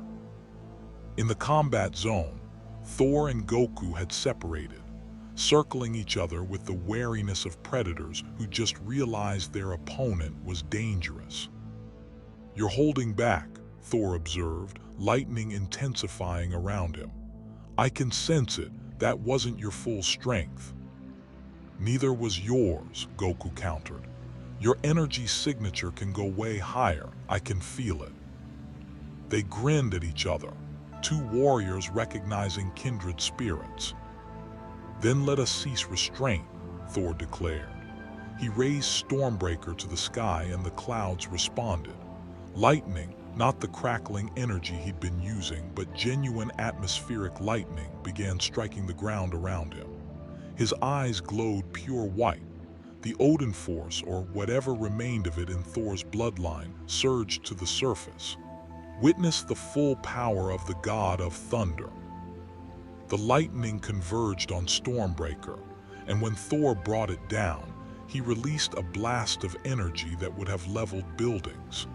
It roared toward Goku like a living thing, ionizing the air, leaving a trench in the ground. Goku's response was to transform. Golden light exploded around him, his hair standing up and shifting to brilliant blonde, his eyes becoming turquoise, his aura visible as crackling energy that resembled lightning but was fundamentally different. The transformation took maybe half a second. Super Saiyan, Goku announced, and his power signature jumped so dramatically that every piece of monitoring equipment shield had positioned around New Asgard redlined simultaneously. He punched Thor's lightning blast. The energy attack, enough power to destroy a city block, simply dispersed, scattered into harmless static by the physical force of Goku's strike. He accelerated forward at speed that made his earlier movement look slow, closing the distance to Thor in a heartbeat. What followed was combat that transcended normal human perception. Peter's spider sense let him track it barely. His enhanced reflexes meant he could see things normal people couldn't. But even with those advantages, he was only catching fragments, Goku's fist meeting Stormbreaker's edge, the shockwave, Thor's lightning strike being dodged by millimeters, the ground cratering beneath them with each impact, the air itself screaming from the forces being unleashed. Friday, playback at 1/10 speed, Tony ordered. Even slowed down, the combat was incredible. Thor fought with the skill of millennia of combat experience, every strike of Stormbreaker precisely placed to exploit openings that shouldn't exist. His lightning didn't just damage, it sought, pursued, tried to catch Goku in electrical nets that would have instantly killed normal beings. Goku fought with a different style entirely. Less formal technique, more pure instinct and adaptation. He'd block attacks with his forearms, then use the momentum to spin into counterattacks. He'd deliberately take hits that looked devastating, then use the split-second Thor committed to the strike to land 3 of his own. And his energy attacks, Kai blasts fired from his palms, were surgical, precise, never using more power than necessary. He's analyzing, Steve realized, watching the slowed footage. Every exchange, he's learning Thor's patterns. Look, Thor just used that overhead strike 3 times. The 4th time, Goku's already moving before the strike begins. Combat adaptation in real time, Natasha's voice joined the comms. She was at SHIELD headquarters monitoring. I've seen Taskmaster do similar analysis, but this is faster, much faster. Goku's not just learning how Thor fights, he's learning how gods fight. In New Asgard, the battle had reached a new level. Thor, recognizing that conventional strikes weren't enough, had shifted strategy. He used Stormbreaker's enchantment to summon the Bifrost, not for transportation, but as a weapon, directing the rainbow energy stream at Goku with crushing force. Goku tanked it. The Bifrost, the cosmic bridge that could transport beings across galaxies, that channeled fundamental forces of the universe, washed over Super Saiyan Goku, and he just stood there, pushing against it, expression strained but not overwhelmed, his golden aura flaring brighter as he matched cosmic power with alien biology. "Impossible," Thor shouted, not in anger but in delighted disbelief. "The Bifrost should have transported you."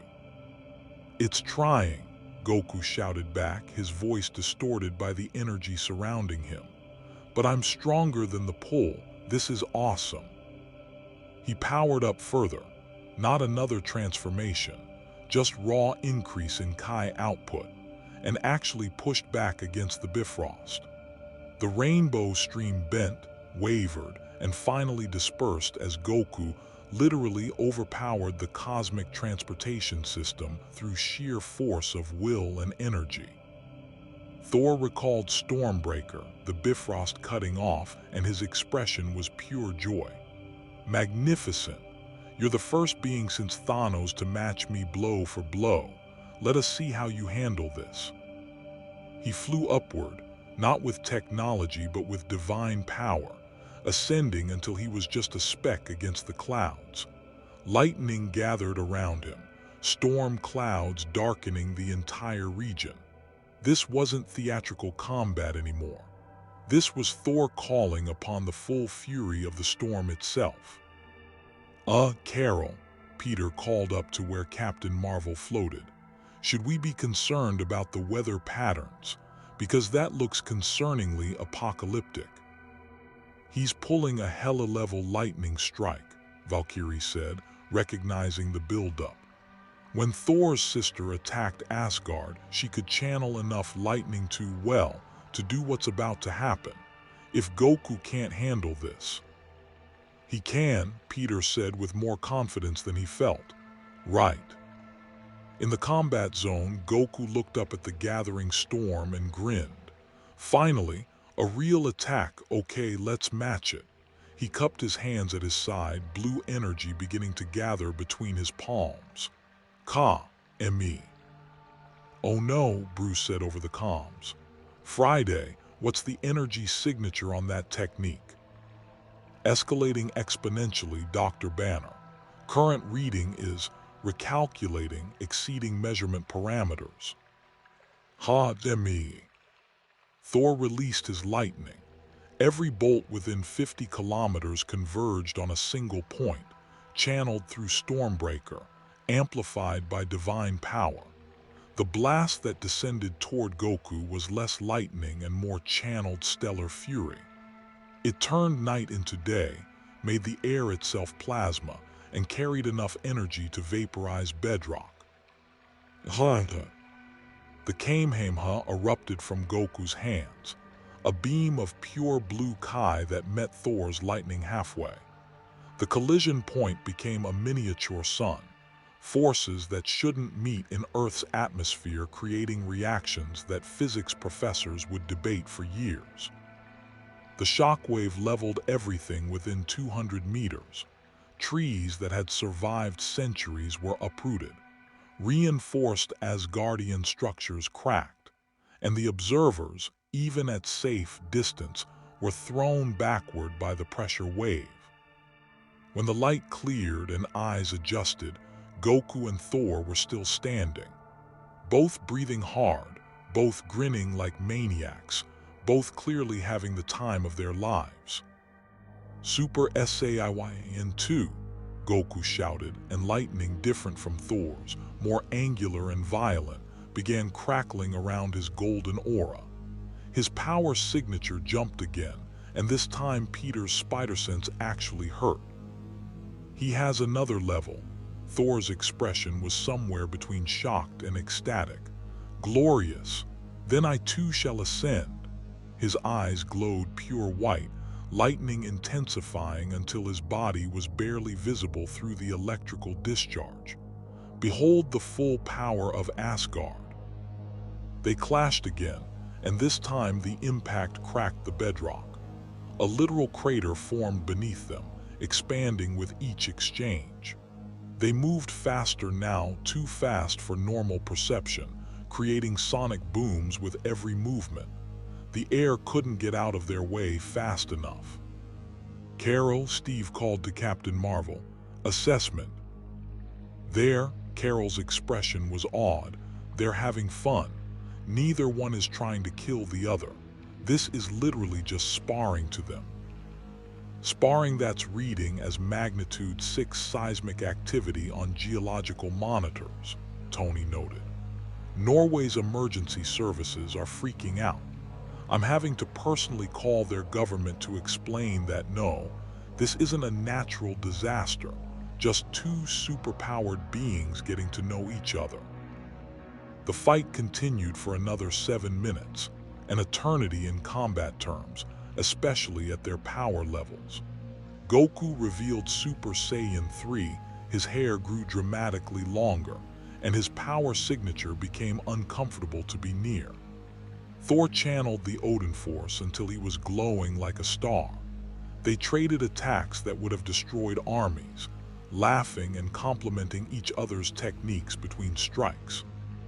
Finally, by unspoken mutual agreement, they separated. Both were breathing hard. Thor's armor was cracked in several places. Goku's gi was torn and singed. Neither appeared seriously injured, but both had clearly reached their limits for friendly sparring. Yield, Thor asked between breaths. Only if you do, Goku replied, grinning. That was amazing, you're really strong, want to go again? Perhaps, after rest, Thor admitted. You have fought me to a standstill, Goku of the Saiyans. I name you brother-in-arms and worthy opponent. You too. That lightning attack was incredible. Can you teach me how to do that? That would require being a god of thunder. Oh, well, that's disappointing. But still, this was great. We should fight again sometime. They shook hands in the center of the devastated combat zone, and the Asgardians erupted in cheers. Both warriors had proven themselves worthy. Both had demonstrated power beyond mortal comprehension, and neither had killed each other, which by Asgardian standards made this a successful diplomatic exchange. Peter, Steve, and Valkyrie approached cautiously, picking their way through debris. So, Valkyrie said, surveying the destruction, you realize you just turned prime Norwegian coastland into a crater, right? This is going to be a nightmare to explain to environmental regulators. We'll rebuild, Thor said cheerfully. We always rebuild. It's practically tradition at this point. Your tradition is expensive, Valkyrie muttered. Goku had powered down to base form, his hair black again, his energy signature dropping to merely incredibly powerful rather than existentially threatening. He noticed Peter and immediately brightened. Peter, did you see? That was so much fun. Thor's really strong. I saw, Peter said, his spider sense finally calming now that the god battle had ended. Also, I had approximately 7 heart attacks, so thanks for that. Sorry, Goku looked genuinely apologetic. I didn't mean to worry you. But hey, I learned a lot about how powerful people fight in your universe. This is going to help me adapt. That's actually concerning from a strategic perspective, Steve said. Goku, you absorbed Thor's fighting style in less than 20 minutes. That kind of adaptation rate is terrifying, Natasha supplied over the comms. The word you're looking for is terrifying, Cap. I was going to say impressive, but yes, also terrifying. Before Goku could respond, new alarms started blaring, not from the combat monitors but from something else. Tony's voice came through. Urgent and serious. We've got a problem. Big one. Something just entered Earth's orbit and it's Friday. Confirm identification. Confirmed, boss. It's a Kree warship, accuser class. They're hailing us. Well, specifically, they're demanding we surrender the Saiyan entity for examination by the Kree Empire. They're giving us 10 minutes to comply before they begin orbital bombardment. The celebration atmosphere died instantly. The Kree, Carol said, her expression hardening, her energy signature flaring as photon power activated. Of course, they must have detected Goku's power signature during the fight. They always want to weaponize anything powerful they encounter. Can someone explain who the Kree are? Goku asked, looking between the suddenly tense heroes.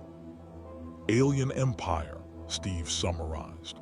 Militaristic, expansionist, and very interested in acquiring powerful beings for their war machine. Carol used to work for them before she realized they were the bad guys. That's an oversimplification, but accurate enough, Carol said. Goku, they're going to try to take you by force. We need to. Can I fight them? Goku asked, and his tone had shifted. Still friendly, still Goku, but with an edge that suggested he took threats to his new friends seriously. That's adorable, Tony said over the comms, but that's a warship with enough firepower to crack continents. Even you probably shouldn't. I've destroyed spaceships before, Goku said simply. Is it okay if I do that? Or is there a rule against fighting spaceships here? The Avengers exchanged glances. He's offering to solo a Kree warship, Sam Wilson's voice joined the comms. Are we really considering letting him do that? We're out of time for debate, Carol said. The Kree don't negotiate. They'll bombard Earth until we comply. Goku, if you can actually take on that ship. I can, Goku said with absolute confidence. Just tell me where it is. Peter looked at his new friend, this impossibly powerful, incurably optimistic warrior who'd crashed into their universe by accident, and felt something shift in his perception. Up until now, Goku had been friendly, almost silly in his enthusiasm. But seeing him now, ready to face a warship to protect a planet he'd known for less than a day. This was Goku's true nature. Not the naive fighter, but the protector who would stand against any threat to defend the innocent. The ship is directly above us, Carol said, pointing up. 200 miles standard orbital position. But Goku, you can't breathe in space. Even you have limits. Oh, I can't breathe in space for long, Goku admitted. But I can hold my breath for a while, and I'm really fast. It'll be fine. Before anyone could stop him, he powered up to Super Saiyan, crouched, and launched himself directly upward. The sonic boom shattered every remaining window in New Asgard. 200 miles straight up, at speeds that made missiles look slow, toward a Kree warship that had no idea what was about to hit it. Friday, Tony said quietly, please tell me our satellites are tracking this. Full coverage, boss. Also, the Kree ship just detected Goku's approach and is powering weapons. This is going to be interesting. That's one word for it, Steve muttered. In space, Son Goku grinned as the warship came into view, holding his breath, channeling Kai to protect himself from the void. The Kree were about to learn why threatening Earth's newest defender was a very, very bad idea. The Kree Accuser-class warship Judgment's Hammer Asterisk hung in Earth's orbit like a predator sizing up prey. Its commander, Accuser Kordan, stood on the bridge reviewing sensor data with growing irritation. Repeat those readings, he commanded his science officer, certain there had been an error. Confirmed, accuser, the Kree officer replied, her blue skin pale with concern. The energy signature we detected originated from a single biological entity, not a weapon platform, not a ship. A living being generated power equivalent to our main plasma batteries during what appeared to be recreational combat. Impossible, Cordan stated flatly. Biological entities cannot generate such output. Even the Terran known as Thor requires technological augmentation. This is clearly some new weapon the humans are testing. Accuser, the entity is approaching our position, the tactical officer reported. Velocity, he paused, recalculated, paused again. Accuser, the entity is traveling at Mach 47 and accelerating. Current trajectory suggests impact in 17 seconds. Shields to maximum, charge weapons, will vaporize whatever projectile. It's not a projectile, the science officer shouted, protocol forgotten in panic. It's the biological entity. It's flying through space under its own power. Cordan's centuries of military discipline kept his voice steady. All weapons target the approaching entity. Fire when in range. The Judgment's hammer *S particle beams lanced out. Weapons designed to crack planetary defenses. Each beam carrying enough energy to glass a city. They converged on the golden-haired figure flying toward them at impossible speed. Goku weaved through them. Not with technology or shields, but with pure movement, his body shifting between the beams with precision that suggested he could see them coming. One beam clipped his shoulder, a hit that should have vaporized flesh, and just left a singed mark on his gi. Increase fire, Cordan commanded. All batteries. The warship unleashed its full arsenal. Dozens of particle beams, missile pods, kinetic impactors, the kind of firepower used to suppress planetary rebellions. The vacuum of space lit up with destructive energy as everything converged on a single, human-sized target. Goku put his hands together, and even in the void of space, the Kree sensors registered something gathering between his palms. Energy that didn't match any known signature. Not nuclear, not antimatter, not anything in their database. Kamehameha. The Kamehameha erupted in the airless void. A beam of blue Kai that shouldn't work in space, but did anyway because Goku's power didn't care about physics as the Kree understood them. It met the warship's concentrated fire and simply overpowered it, blasting through the defensive barrage like it wasn't there. The beam struck the Judgment's hammer *S shields. The shields, rated to withstand tactical nuclear strikes, lasted approximately 0.7 seconds before catastrophic failure. The beam continued, carving a trench through the warship's armor, cutting through 3 decks, narrowly missing the reactor core, and emerging from the opposite side. Alarms screamed throughout the ship. Hull breaches on 17 decks, structural integrity compromised, secondary systems failing across all sectors. And Goku, his cheeks already puffed from holding his breath, landed on the warship's hull with a thump that registered on their sensors. He's on our hull, the tactical officer reported, disbelief evident. Accuser, what are your orders? Cordan stared at the external camera feeds showing the golden-haired warrior standing in hard vacuum, apparently unaffected by the environment that should have killed him instantly. This wasn't supposed to happen. The Kree Empire had conquered thousands of worlds. They had weapons that could sterilize planets. They had technology millennia beyond Earth's capabilities.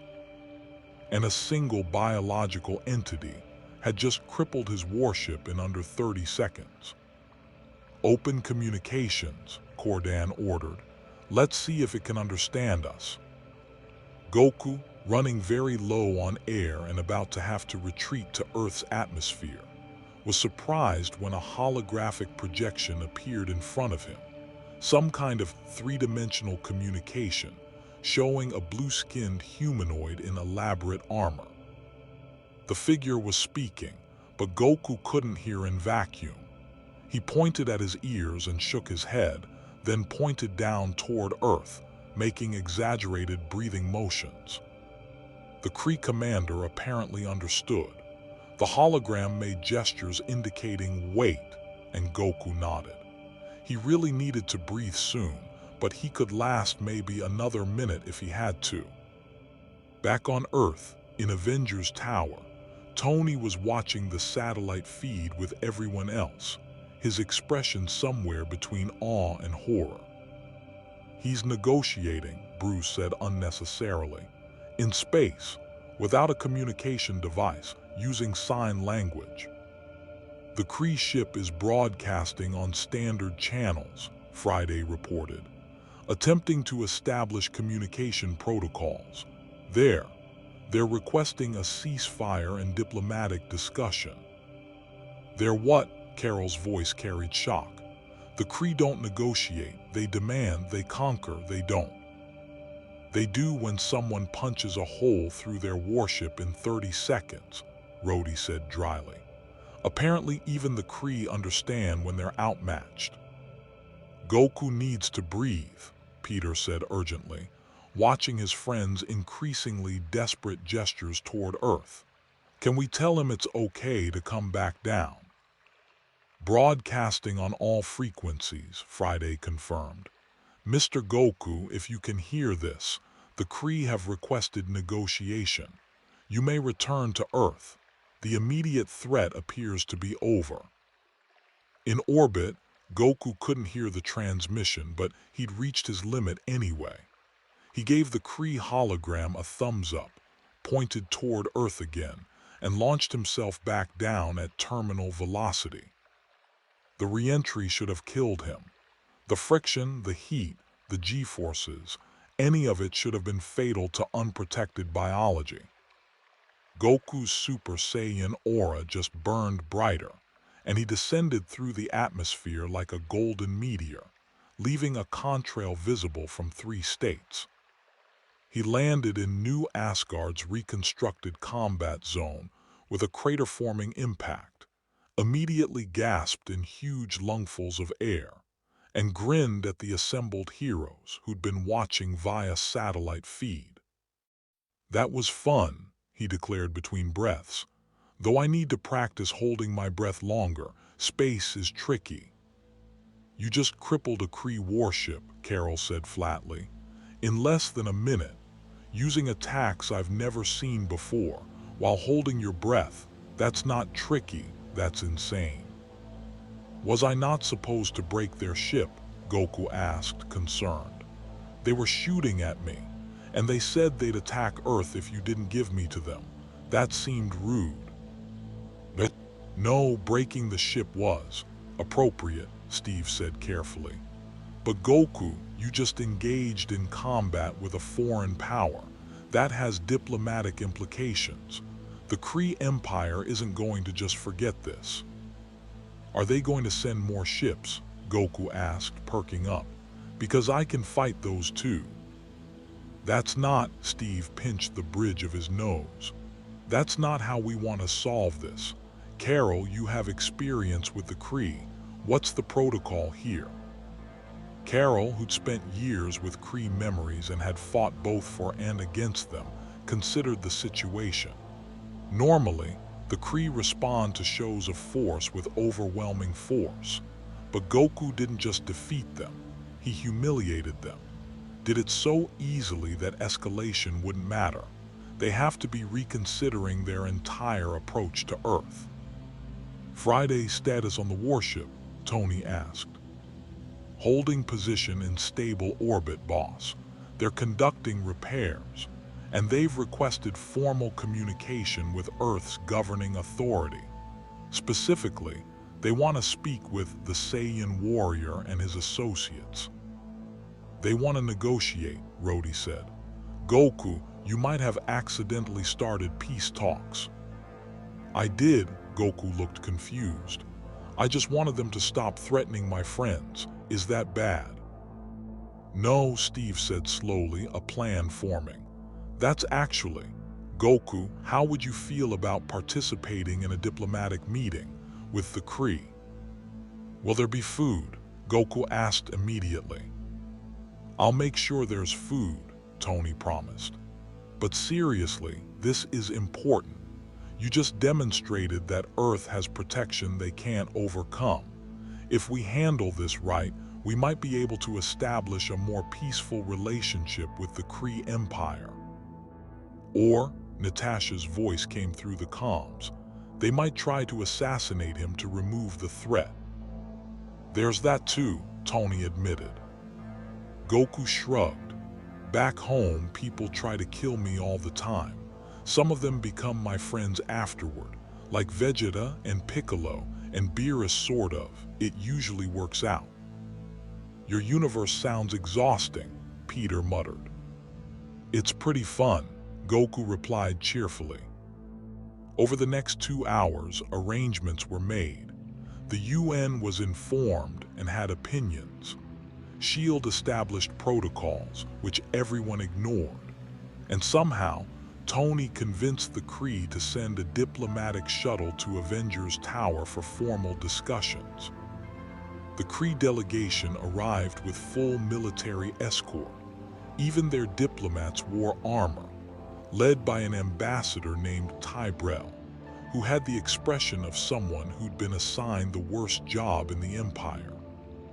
The meeting took place in Avengers Tower's conference room, which Tony had hastily retrofitted with additional security, recording devices, and, at Goku's insistence, a fully stocked buffet table. Present for Earth, Tony Stark, Steve Rogers, Carol Danvers, Bruce Banner, Natasha Romanoff, and Goku, who was already eating. Present for the Kree, Ambassador Tybrell and 3 military advisors who kept their weapons conspicuously visible. Let us establish facts, Tybrell began, his English flawless but accented. Your warrior, this Goku, damaged an Imperial warship. Such actions normally constitute an act of war. Your warship threatened orbital bombardment of a sovereign planet, Steve countered. That also constitutes an act of war. Shall we discuss who started the hostilities? The Kree Empire detected an unprecedented energy signature, Tybrell said.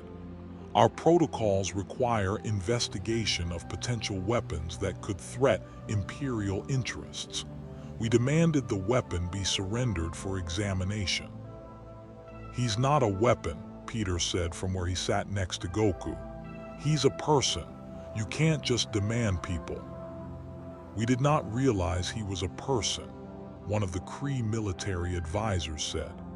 Our sensors indicated a power source, not a biological entity. No known species can generate such output naturally. Well, now you know, Tony said. Goku is a Saiyan from another universe.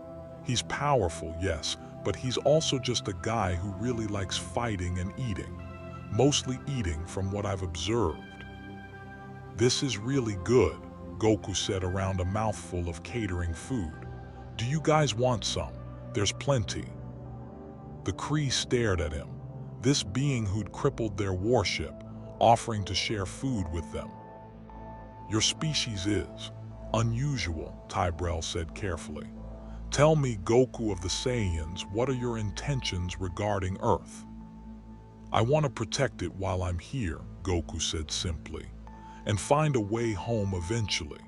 But until then, Peter and Tony and everyone have been really nice to me. So if people try to hurt them, I'll stop it. Is that okay?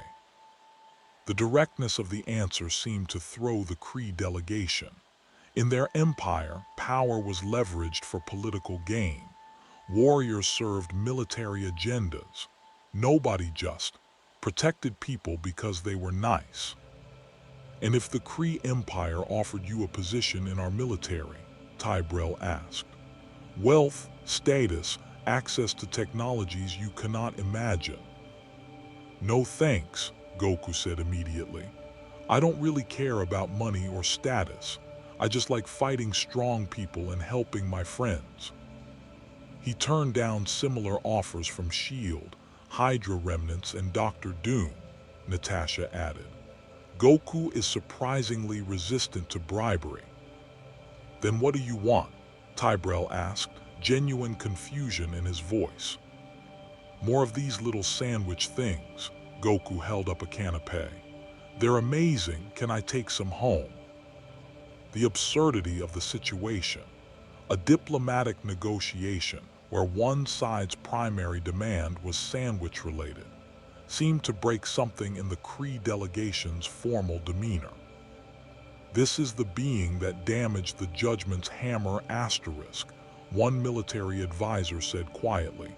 This enthusiastic child. I'm not a child, Goku protested. I'm like 40-something, I have kids, grandkids even. You have grandchildren, Peter's voice cracked. How old is 40-something in Saiyan years? Same as regular years, Goku looked confused. Saiyans just age slower after we hit our prime. It's pretty convenient for fighting. Ambassador Tyrell made a decision. Accuser Cordan was correct to request these negotiations.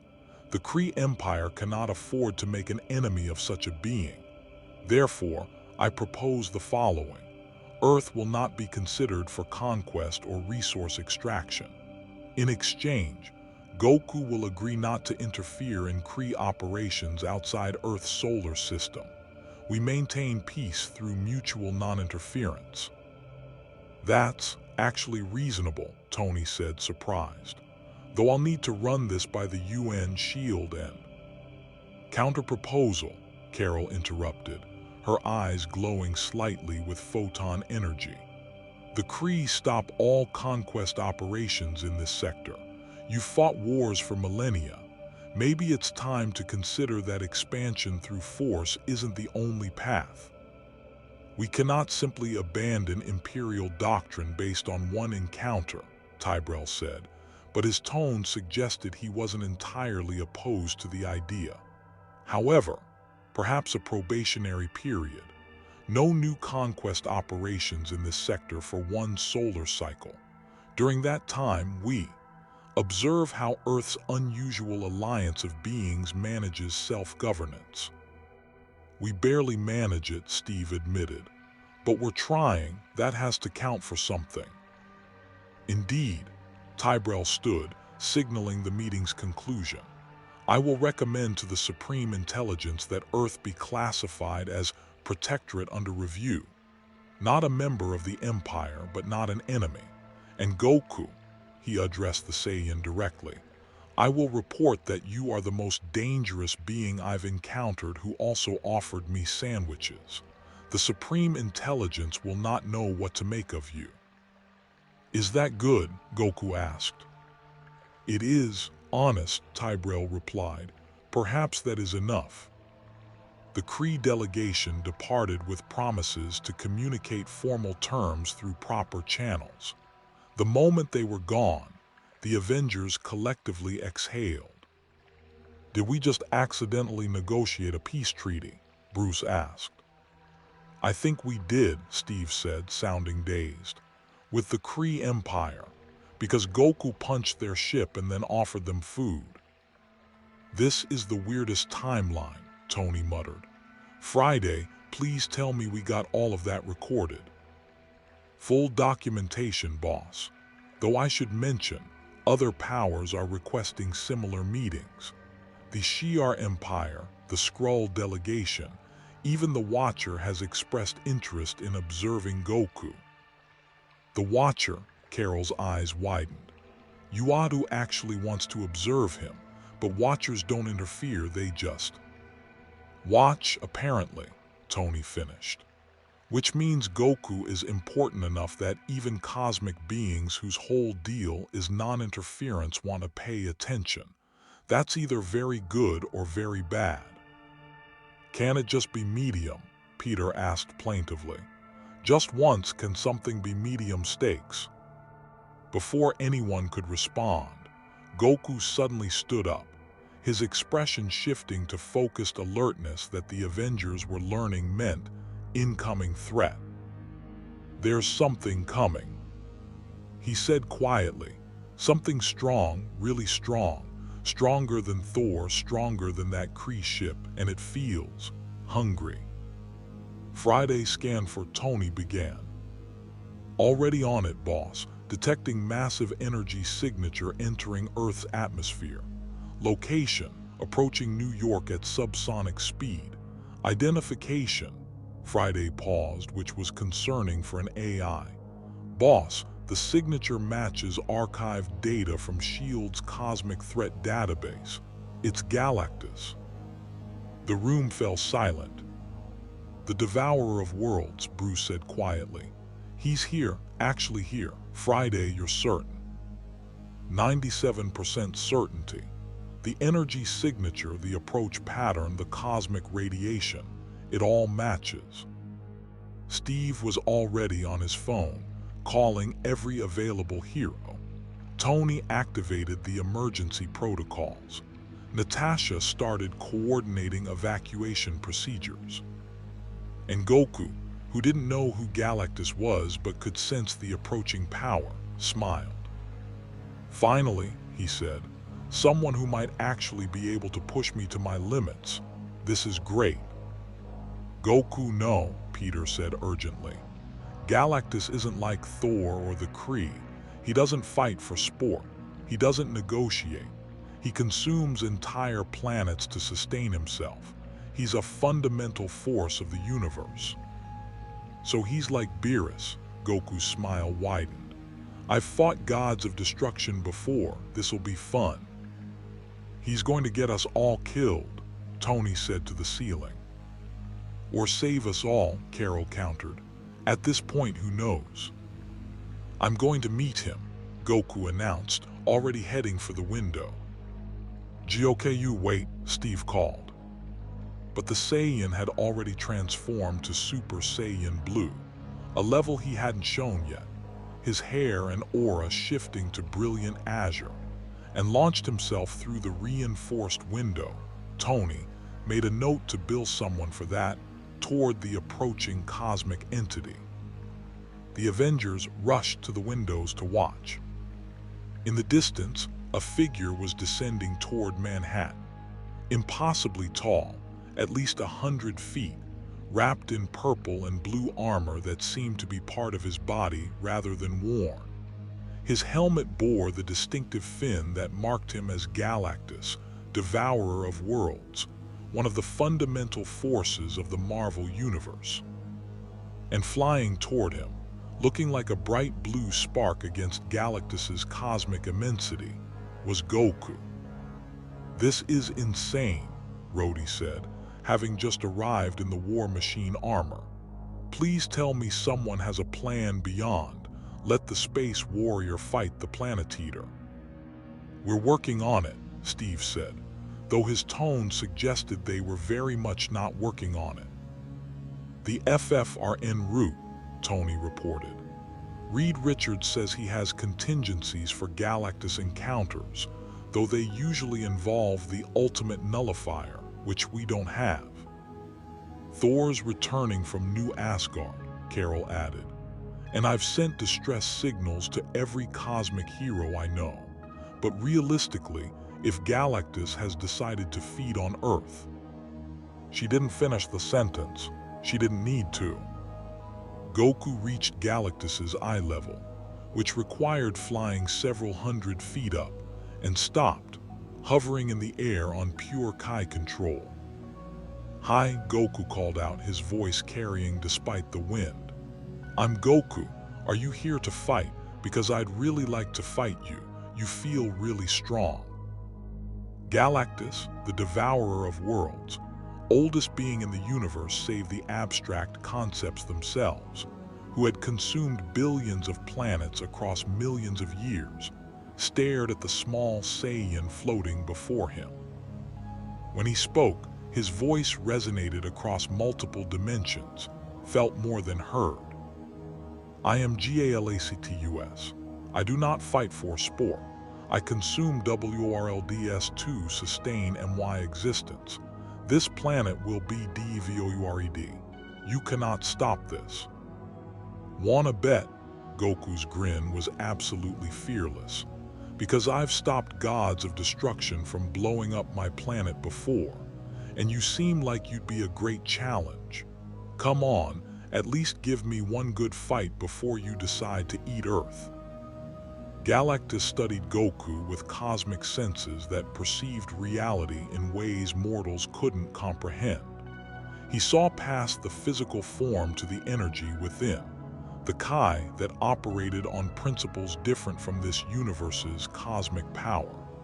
He recognized something unusual, something that didn't fit the normal patterns of existence. You are anomalous, Galactus stated. You do not belong to this reality. Your power operates outside the standard cosmic framework. Yeah, I'm from Universe 7, Goku confirmed. Got pulled here by accident, but that doesn't matter right now. What matters is, are you going to fight me or not? In Avengers Tower, every hero present held their breath. Galactus could destroy Goku with a thought, could reality warp him out of existence, could do 1,000 things that would end the Saiyan instantly.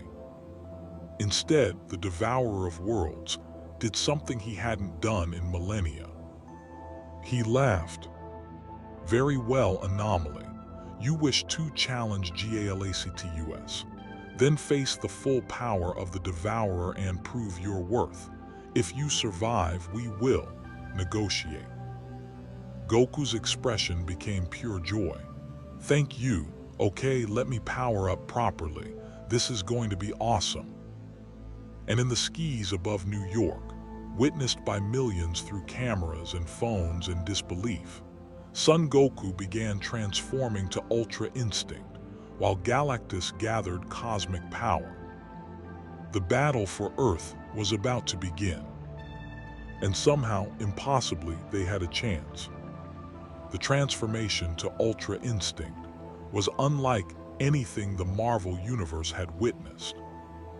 Goku's blue aura flickered, then vanished entirely. For a moment, he appeared completely normal. No Super Saiyan glow, no visible energy. Then his hair shifted to silver white, his eyes became mercury-colored, and around him manifested an aura that wasn't colored light, but rather seemed to be reality itself rippling in his presence. Every psychic on Earth felt it simultaneously. Professor Xavier gasped from his mansion in Westchester. Wanda Maximoff looked up from her meditation in disorientation. Doctor Strange's third eye opened involuntarily. The sensation wasn't telepathic communication. It was something deeper, a presence that existed in the space between thought and action. What is that? Bruce breathed, his scientific instruments going haywire trying to measure what Goku had become. That's Ultra Instinct, Carol said quietly, her cosmic awareness recognizing something fundamental. I can sense it. He's not consciously fighting anymore. His body moves and reacts independently of thought. He's achieved a state that even gods struggle to reach. Galactus, who had consumed worlds across billions of years, regarded this transformation with something approaching interest. Impressive. You have touched the realm of autonomic perfection. Few beings achieve such mastery. The cosmic entity raised one massive hand, and reality warped around it. But even perfected instinct cannot overcome cosmic inevitability. He released a blast of power cosmic, the fundamental force that sustained his existence, energy drawn from the very structure of reality. The attack could have annihilated fleets, vaporized continents, rewritten the laws of physics in localized space. Goku dodged it without appearing to move, his body simply occupying a different position as if he'd never been in the attack's path. Ultra Instinct didn't predict attacks. It responded to them at a level beneath conscious thought, moving before even Goku's mind registered the danger. The mist blast continued past him and struck the upper atmosphere, dispersing harmlessly but creating auroras visible across the entire hemisphere. "Okay," Tony said, watching through satellites. "That's both the most reassuring and terrifying thing I've ever seen. He dodged something that moves at light speed." "Not dodged," Strange corrected, having joined the observation via astral projection. "He was never where the attack landed. Ultra Instinct doesn't react to attacks. It exists in a state where attacks simply miss because the body has already moved to safety. It's what mystics spend lifetimes trying to achieve. Perfect union of body and instinct." Goku, moving faster than human perception could track, closed the distance to Galactus. Against a 100-foot cosmic entity, he looked absurdly small. But size became irrelevant when his punch connected with Galactus's armor. The shockwave was felt in New Jersey. Galactus actually staggered, infinitesimally, barely perceptible, but he moved backward. The Devourer of Worlds, who existed as a fundamental universal constant, had been physically moved by a punch. "Remarkable," Galactus said, and for the first time his voice carried genuine approval rather than cosmic indifference. "You possess strength beyond your size. Very well, I shall respond in kind." He moved with speed that shouldn't be possible for something so massive.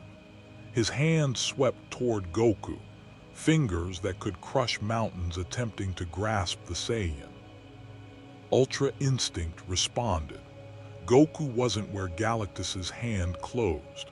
He was above it, already launching a Kamehameha at point-blank range directly into Galactus's chest. The beam of Kai struck Galactus's armor and actually cracked it. Not deeply, not enough to threaten the cosmic entity, but enough to prove that Goku's attacks could affect him. Energy that shouldn't work in Marvel's cosmic framework was nevertheless forcing its way through by sheer magnitude and alien nature. "This is insane," Rhodey said, watching from the tower. "He's actually fighting Galactus.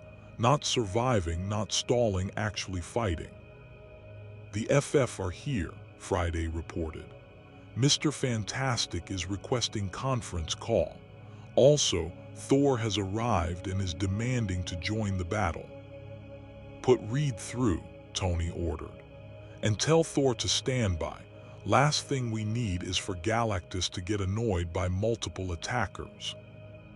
Reed Richards' voice came through, carrying the controlled urgency of a genius facing cosmic-level problems. "Tony, I've been monitoring the combat. Goku's energy signature is unlike anything in our universe. It's not cosmic power, not magic, not any form of energy I can classify. But more importantly, he's making Galactus fight defensively. When was the last time Galactus had to actually defend himself?" "Never," Strange's astral form said. "In all recorded history, Galactus has never needed to truly defend. He overwhelms or he ignores. This is unprecedented." In the sky, the battle had escalated. Galactus, recognizing that passive power wouldn't suffice, began actively wielding the power cosmic. Reality itself became his weapon. Gravity increased 1,000-fold in localized space around Goku, attempting to crush him. Time slowed, trying to freeze the Saiyan. Space folded, trying to trap him in dimensional loops. Ultra Instinct navigated it all. Goku moved through impossible gravity as if it didn't exist, his body unconsciously generating enough Kai to counteract cosmic manipulation. When time slowed, his instincts compensated, moving through the altered temporal flow. When space folded, he simply punched through the dimensional barriers, his attacks operating on principles that reality warping couldn't fully affect. "He's adapting," Bruce said with scientific awe. "Every attack Galactus uses, Goku's body learns to counter it, not consciously, instinctively. His alien biology combined with Ultra Instinct is allowing him to fight a cosmic entity on roughly equal terms." "Roughly equal is still losing eventually," Carol pointed out. "Galactus has infinite cosmic power. Goku has limits, incredible limits, but limits nonetheless. We need an exit strategy before he exhausts himself." "I may have something," Reed's voice said. "Tony, I'm sending you schematics.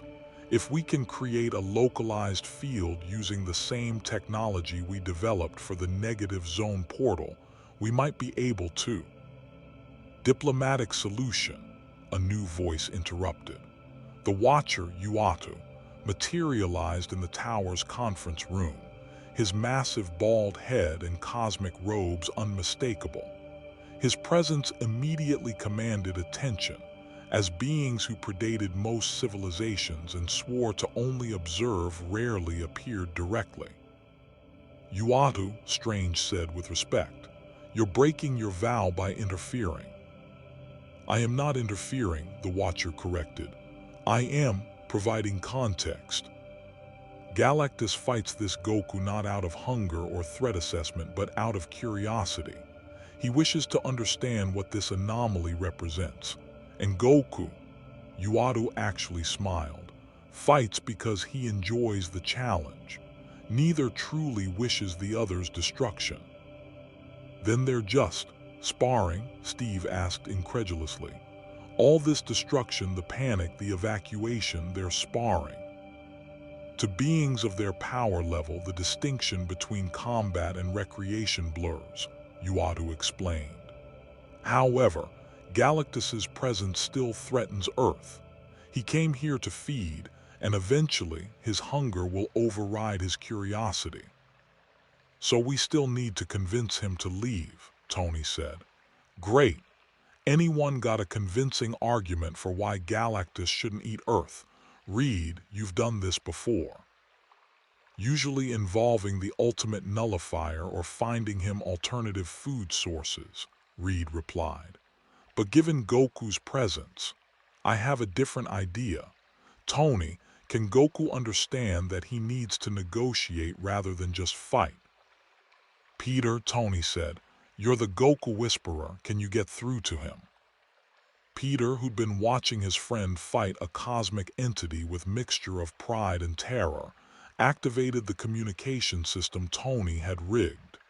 "Goku, can you hear me?" In the battle zone, Goku, mid-dodge of a reality-warping blast, suddenly paused. "Peter, that you?" "Yeah, listen, you need to stop fighting and start talking. Galactus isn't here to spar, he's here because he's hungry. You need to negotiate." "Oh," Goku's Ultra Instinct form flickered as he processed this information. "Like when Beerus came to Earth looking for the Super Saiyan God.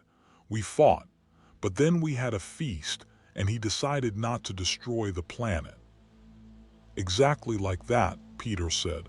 "Can you do that here?" Goku powered down from Ultra Instinct, reverting to Super Saiyan Blue, then to base form. He floated before Galactus, breathing hard but grinning. "Hey, that was an amazing fight. You're really strong. But my friend says you're hungry, not just looking for a challenge. Is that true?"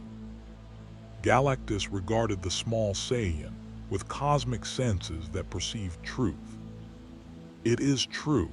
I am the Devourer. I must consume WORLDS to sustain my existence. This planet's energy would sustain me for CNTURIS." But if you eat it, all my new friends will die, Goku said seriously. And I really like them. Is there maybe something else you could eat instead? Like, do you have to eat planets, or could you eat other things that have lots of energy? The question, asked with genuine curiosity rather than bargaining, made Galactus pause. You suggest, ALTRNATIVES. Back in my universe, Beerus, he's a god of destruction, was going to destroy Earth. But we gave him really good food and convinced him that Earth was more useful as a source of interesting fighters and cuisine than as a destroyed planet. Could that work here? You're trying to bribe Galactus with food, Tony's voice cracked through the calm. Goku, that's insane. It worked before, Goku protested. The Saiyan raises an interesting point, Reed interjected. Galactus, what if we could provide an alternative energy source? Something that would satisfy your hunger without requiring Earth's destruction. Speak RICHARDS of the Fantastic Four. You have aided me before. I will hear your proposition. What followed was the most surreal negotiation in human history. Reed Richards, communicating through satellites while Galactus hovered over Manhattan, proposed using dimensional portal technology to access uninhabited energy-rich dimensions. The negative zone contained entire regions of pure antimatter that could sustain Galactus. Furthermore, Strange added, his astral form joining the discussion, the mystic arts could identify dying stars or collapsing realities that would be consumed by entropy anyway. You could feed on those without destroying inhabited worlds. You offer ALTRNATIVES to preserve this world, Galactus observed. Why? I have consumed billions of planets. Why does this one matter? Because Goku's here, Peter said simply. And he's decided we're worth protecting. And apparently, when an impossibly powerful alien warrior from another universe decides something, cosmic entities listen. Goku, listening to all this, had a sudden idea. Oh, also, if you don't eat Earth, I could spar with you again sometime. That was really fun. You're one of the strongest people I've ever fought. We could make it a regular thing. You get alternative food sources, and in exchange, you get a challenging opponent whenever you want. The proposition, essentially offering himself as entertainment for Galactus in exchange for Earth's safety, was so absurd that nobody quite knew how to respond. Except Galactus himself. You would voluntarily face me in combat, repeatedly, for no reason beyond the challenge. Yeah, why not? Fighting strong people is what I live for, and you're way stronger than almost anyone I've met here. It'd be great training. Galactus was silent for a long moment. His cosmic senses examined Goku from every conceivable angle, analyzed his sincerity, his power, his bizarre alien nature that operated outside Marvel's normal framework. Finally, the Devourer of Worlds spoke. I accept your terms. Earth will not be consumed. In exchange, you will provide combat when I request it, and your scientists will assist in LOCATING alternative sustenance. He paused. Additionally, this fighter intrigues me. I wish to understand the principles that allow HIM to operate outside standard cosmic FRAMEWORKS. You want to study me? Goku asked. I wish to comprehend you. There is a difference. Sure, as long as it doesn't hurt. I hate medical tests. They're boring. And just like that, the crisis was over. Galactus agreed to withdraw, accepting coordinates for the negative zone access points Reed provided. Before leaving, he addressed the assembled heroes one final time. This GOKU has done what few beings accomplish. He has EARNEDGALACTUS respect through combat and his genuine nature through negotiation. Earth is fortunate to have such a protector, even temporarily. I will not forget this day. The cosmic entity shrank, transitioning into energy form and departed Earth's atmosphere, leaving behind only the aurora effects from the battle and a planet full of stunned witnesses. Goku descended to Avengers Tower, landing on the balcony where the heroes had gathered. He was exhausted, breathing hard, his gi torn and singed. "That was awesome," he declared. "Galactus is amazing. We should definitely fight again sometime. Did you see how he warped reality? I need to figure out how to counter that better." The Avengers stared at him. This warrior who just convinced the Devourer of Worlds to spare Earth by offering future sparring matches. "You saved the world," Steve said quietly, "by challenging a cosmic entity to a fight, and then suggesting you hang out regularly." "Is that weird?" Goku asked. "It seemed pretty straightforward to me." "It's the most Goku thing I've ever heard," Peter said, laughing despite himself. "You literally made friends with Galactus through combat. That's your superpower, turning enemies into friends by punching them really hard." "It works," Goku protested. "Apparently it does," Tony admitted. "Friday, update the threat assessment database. New category, cosmic entities that might be befriended through sparring. Current entries, 1. Updated boss. Also, the UN is requesting immediate briefing. Every news outlet on Earth wants interviews, and I'm detecting 17 different groups attempting to reverse engineer Goku's energy signature for weapons development." "Of course they are," Natasha sighed, "because we can't just have a nice, simple alien saves the world story. It has to immediately become a geopolitical nightmare." "Speaking of which," Rhodey added, "we need to have a serious discussion about Goku's status. He's now personally negotiated with the Kree Empire and Galactus. That makes him a significant diplomatic asset. People are going to want to control or influence him." "Good luck with that," Carol said dryly. "I've dealt with cosmic entities for years. The trick with beings this powerful isn't control. It's hoping they like you enough to help when needed." Goku, only half listening to the political discussion, noticed the Watcher still present. "Hey, you're really tall, and you have a lot of energy. Are you here to fight too?" "I am Uatu the Watcher," Uatu replied with patient dignity. "I observe but do not interfere." "But you're here," Goku pointed out. "I am making an exception. You are an anomaly, Goku. Your presence in this universe shouldn't be possible, yet here you are. You've affected events in ways my observations could not predict. I wish to witness you directly." "Cool, do Watchers ever fight? Because you seem pretty strong." "We do not," Uatu said firmly. "Our purpose is observation, not participation in cosmic affairs." "That sounds boring," Goku said sympathetically.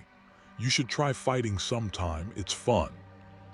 The Watcher, who had existed for billions of years and witnessed the birth and death of galaxies, looked at this strange warrior who thought chronic observation sounded boring and recommended casual violence as entertainment. "You are unique," Uatu said finally. "I will continue observing your impact on this reality. I suspect it will be significant." He began fading from view. "Protect this world well, Goku. It needs guardians like you." And then he was gone, leaving the Avengers alone with their new cosmic-level teammate. "So," Tony said into the silence that followed, "I think we can officially say Goku has integrated into Earth's defensive capabilities. He's beaten Doombots, negotiated with the Kree, sparred with Thor, and convinced Galactus to not eat the planet. In less than a week. That's got to be some kind of record. What happens now? Bruce asked. Do we just have Goku hang around until we figure out how to get him home? I'd like that, Goku said cheerfully. You guys are fun, and there are so many strong people here to fight, plus the food is really good. There's still the problem of getting you home, Strange pointed out. I've been researching dimensional travel. Your universe operates on fundamentally different principles than ours. Finding a way back will require extensive mystical and scientific collaboration. Take your time, Goku said. I'm not in a hurry. Wise can handle training Vegeta, and Gohan studying, and Goten and Trunks are probably fine. It'll be fun to explore a new universe. Your family won't worry, Peter asked. Kai's used to me disappearing for training, Goku admitted. She'll be mad when I get back, but that's pretty normal. And hey, when I do go home, I'll be so much stronger from fighting people like Thor and Galactus. It's perfect. The Avengers exchanged glances, a silent conversation passing between them. Finally, Steve spoke. Goku, how would you feel about joining the Avengers, officially? Not as a weapon or a tool, but as a member of the team. Someone we can call on when Earth needs protection. Really? Goku's face lit up. I can be an Avenger, that sounds awesome. Do I get a cool costume? Peter has a really cool costume. We can work on the costume, Tony said with a slight smile. But yeah, if you're staying for a while, you might as well be official. Welcome to Earth's mightiest heroes, Goku. Try not to accidentally destroy too much while saving the world. I'll do my best, Goku promised. And in that moment, everything changed. The Marvel Universe had gained a protector unlike any it had known before. Not through destiny or cosmic design, but through accident, friendship, and the simple desire to help people. Son Goku, Saiyan warrior from Universe 7, had found a new home. And the Marvel Universe would never be quite the same. 3 months after Goku's arrival, the Marvel Universe had adapted to its newest protector in ways both expected and surprising. The Avengers Tower now maintained a perpetual food budget that rivaled small nations' GDP. Goku's appetite had become legendary. Tabloids ran stories about the eating champion who saved Earth, and restaurants across New York competed to claim he'd visited their establishment. Peter Parker had become an unlikely celebrity as Goku's best friend, a title he wore with mixture of pride and exhaustion. But the real changes ran deeper than publicity and grocery bills. The Kree Empire, true to Ambassador Tyrell's word, had ceased aggressive expansion in Earth's sector. More remarkably, they'd opened preliminary trade negotiations, not because they feared Earth's military, but because they respected the warrior who'd crippled their warship and then offered them sandwiches. Across the galaxy, word spread. Earth was protected by something unprecedented. Thor and Goku had become training partners, their sparring sessions carefully scheduled in uninhabited regions after the Norwegian crater incident led to international protests. The god of thunder had never smiled more during combat, and privately admitted to Steve that Goku's pure love of fighting had reminded him why he'd become a warrior in the first place, not for conquest or duty, but for the joy of testing oneself against worthy opponents. Dr. Strange, working with Reed Richards and Bruce Banner, had made progress on dimensional travel research.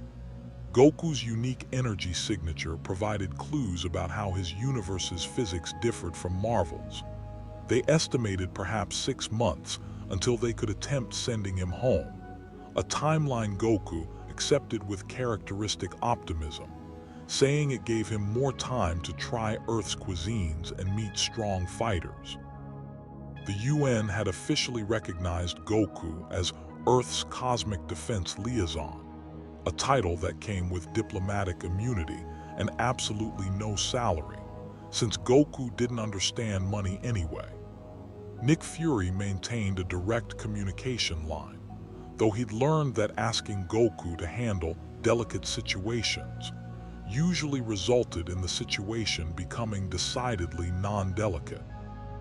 Peter Parker sat in his apartment, helping Goku understand Earth's internet. Why are people arguing about whether I could beat Superman? Who's Superman? When his phone buzzed with a message from Tony. Tony Stark, *emergency meeting. Something big, get to the tower, bring our cosmic friend. Duty calls, Peter said, showing Goku the message. Another fight. Goku's eyes lit up with anticipation. Probably, with us, it's always something. They swung and flew to the tower respectively, arriving to find the Avengers assembled with unusual urgency. On the main display, Doctor Strange's astral form showed images from mystical scrying, a massive fleet approaching Earth from deep space. That's not Kree, Carol said immediately. Not Skrull, not any Empire I recognize. Friday. Analyzing Ms. Danvers. Ship configurations match. Oh no. Boss, those are Chitauri vessels. Thousands of them. But the energy signature at the fleet's center. Friday paused. It matches archived data from the Battle of New York. It's him. Thanos, Steve said quietly. The name hung in the air like a curse. The mad titan who'd collected the Infinity Stones, who'd snapped away half of all life, who'd been defeated but never truly destroyed because beings like Thanos didn't simply die, they adapted, evolved, returned. He's coming for the stones, Natasha said, or for revenge, maybe both. No, Strange corrected. I've seen the future paths. He's coming for Goku. Word has spread across the universe about the warrior who matched Galactus. Thanos sees him as either a threat to be eliminated or a weapon to be claimed. Goku, who'd been listening quietly, stood up. This Thanos guy, is he strong? He wiped out half of all life in the universe with a snap of his fingers, Bruce said. Even without the Infinity Stones, he's one of the most dangerous beings in existence. Ruthless, brilliant, and absolutely committed to his twisted vision of balance through genocide. And he's coming here because of me, Goku said, his expression growing serious. So I'll fight him, alone if I have to. I won't let my presence bring more danger to Earth. Absolutely not, Steve said immediately. We're Avengers, we fight together, that's what we do. Plus, Tony added, you're the only one who's actually fought Galactus to a standstill. We need you in this fight, not playing lone hero. Goku looked around at the assembled heroes, these people who'd welcomed him, befriended him, and now stood ready to face cosmic-level threats because of his presence. In his own universe, he often fought alone because his power exceeded most others. Here, he'd found something different. A team, a family, people who didn't just fight beside him but fought for reasons beyond strength, for principles for each other, for a world worth protecting despite all its flaws. Okay, Goku said, his characteristic grin returning. Then let's do this together, but I call dibs on fighting Thanos. He sounds really strong. Of course you do, Peter muttered fondly. As the Avengers began planning their defense, Goku stood at the tower's window, looking out over the city he'd accidentally come to protect. Somewhere out there, his own universe continued without him. His family, his friends, the endless cycle of new threats and greater transformations. But here now, he'd found something equally valuable: a new world to protect, new friends to fight alongside, new challenges that would push him to greater heights. Son Goku, the Saiyan from Universe 7, smiled at the approaching storm. He'd faced gods and monsters, destroyed tyrants and befriended cosmic entities, learned that even in a universe darker and more cynical than his own, pure-hearted heroism could still make a difference. Whatever came next, Thanos, future threats, or the eventual journey home, he'd face it the same way he'd faced everything since arriving. With a grin, a good fight, and friends who believed that even the impossible could be overcome. After all, in both universes, one truth remained constant. The strongest victories weren't won by power alone, but by the bonds we forge and the people we choose to protect. And Goku had chosen Earth. The adventure was just beginning. With great power comes great responsibility, and great appetite, more stories.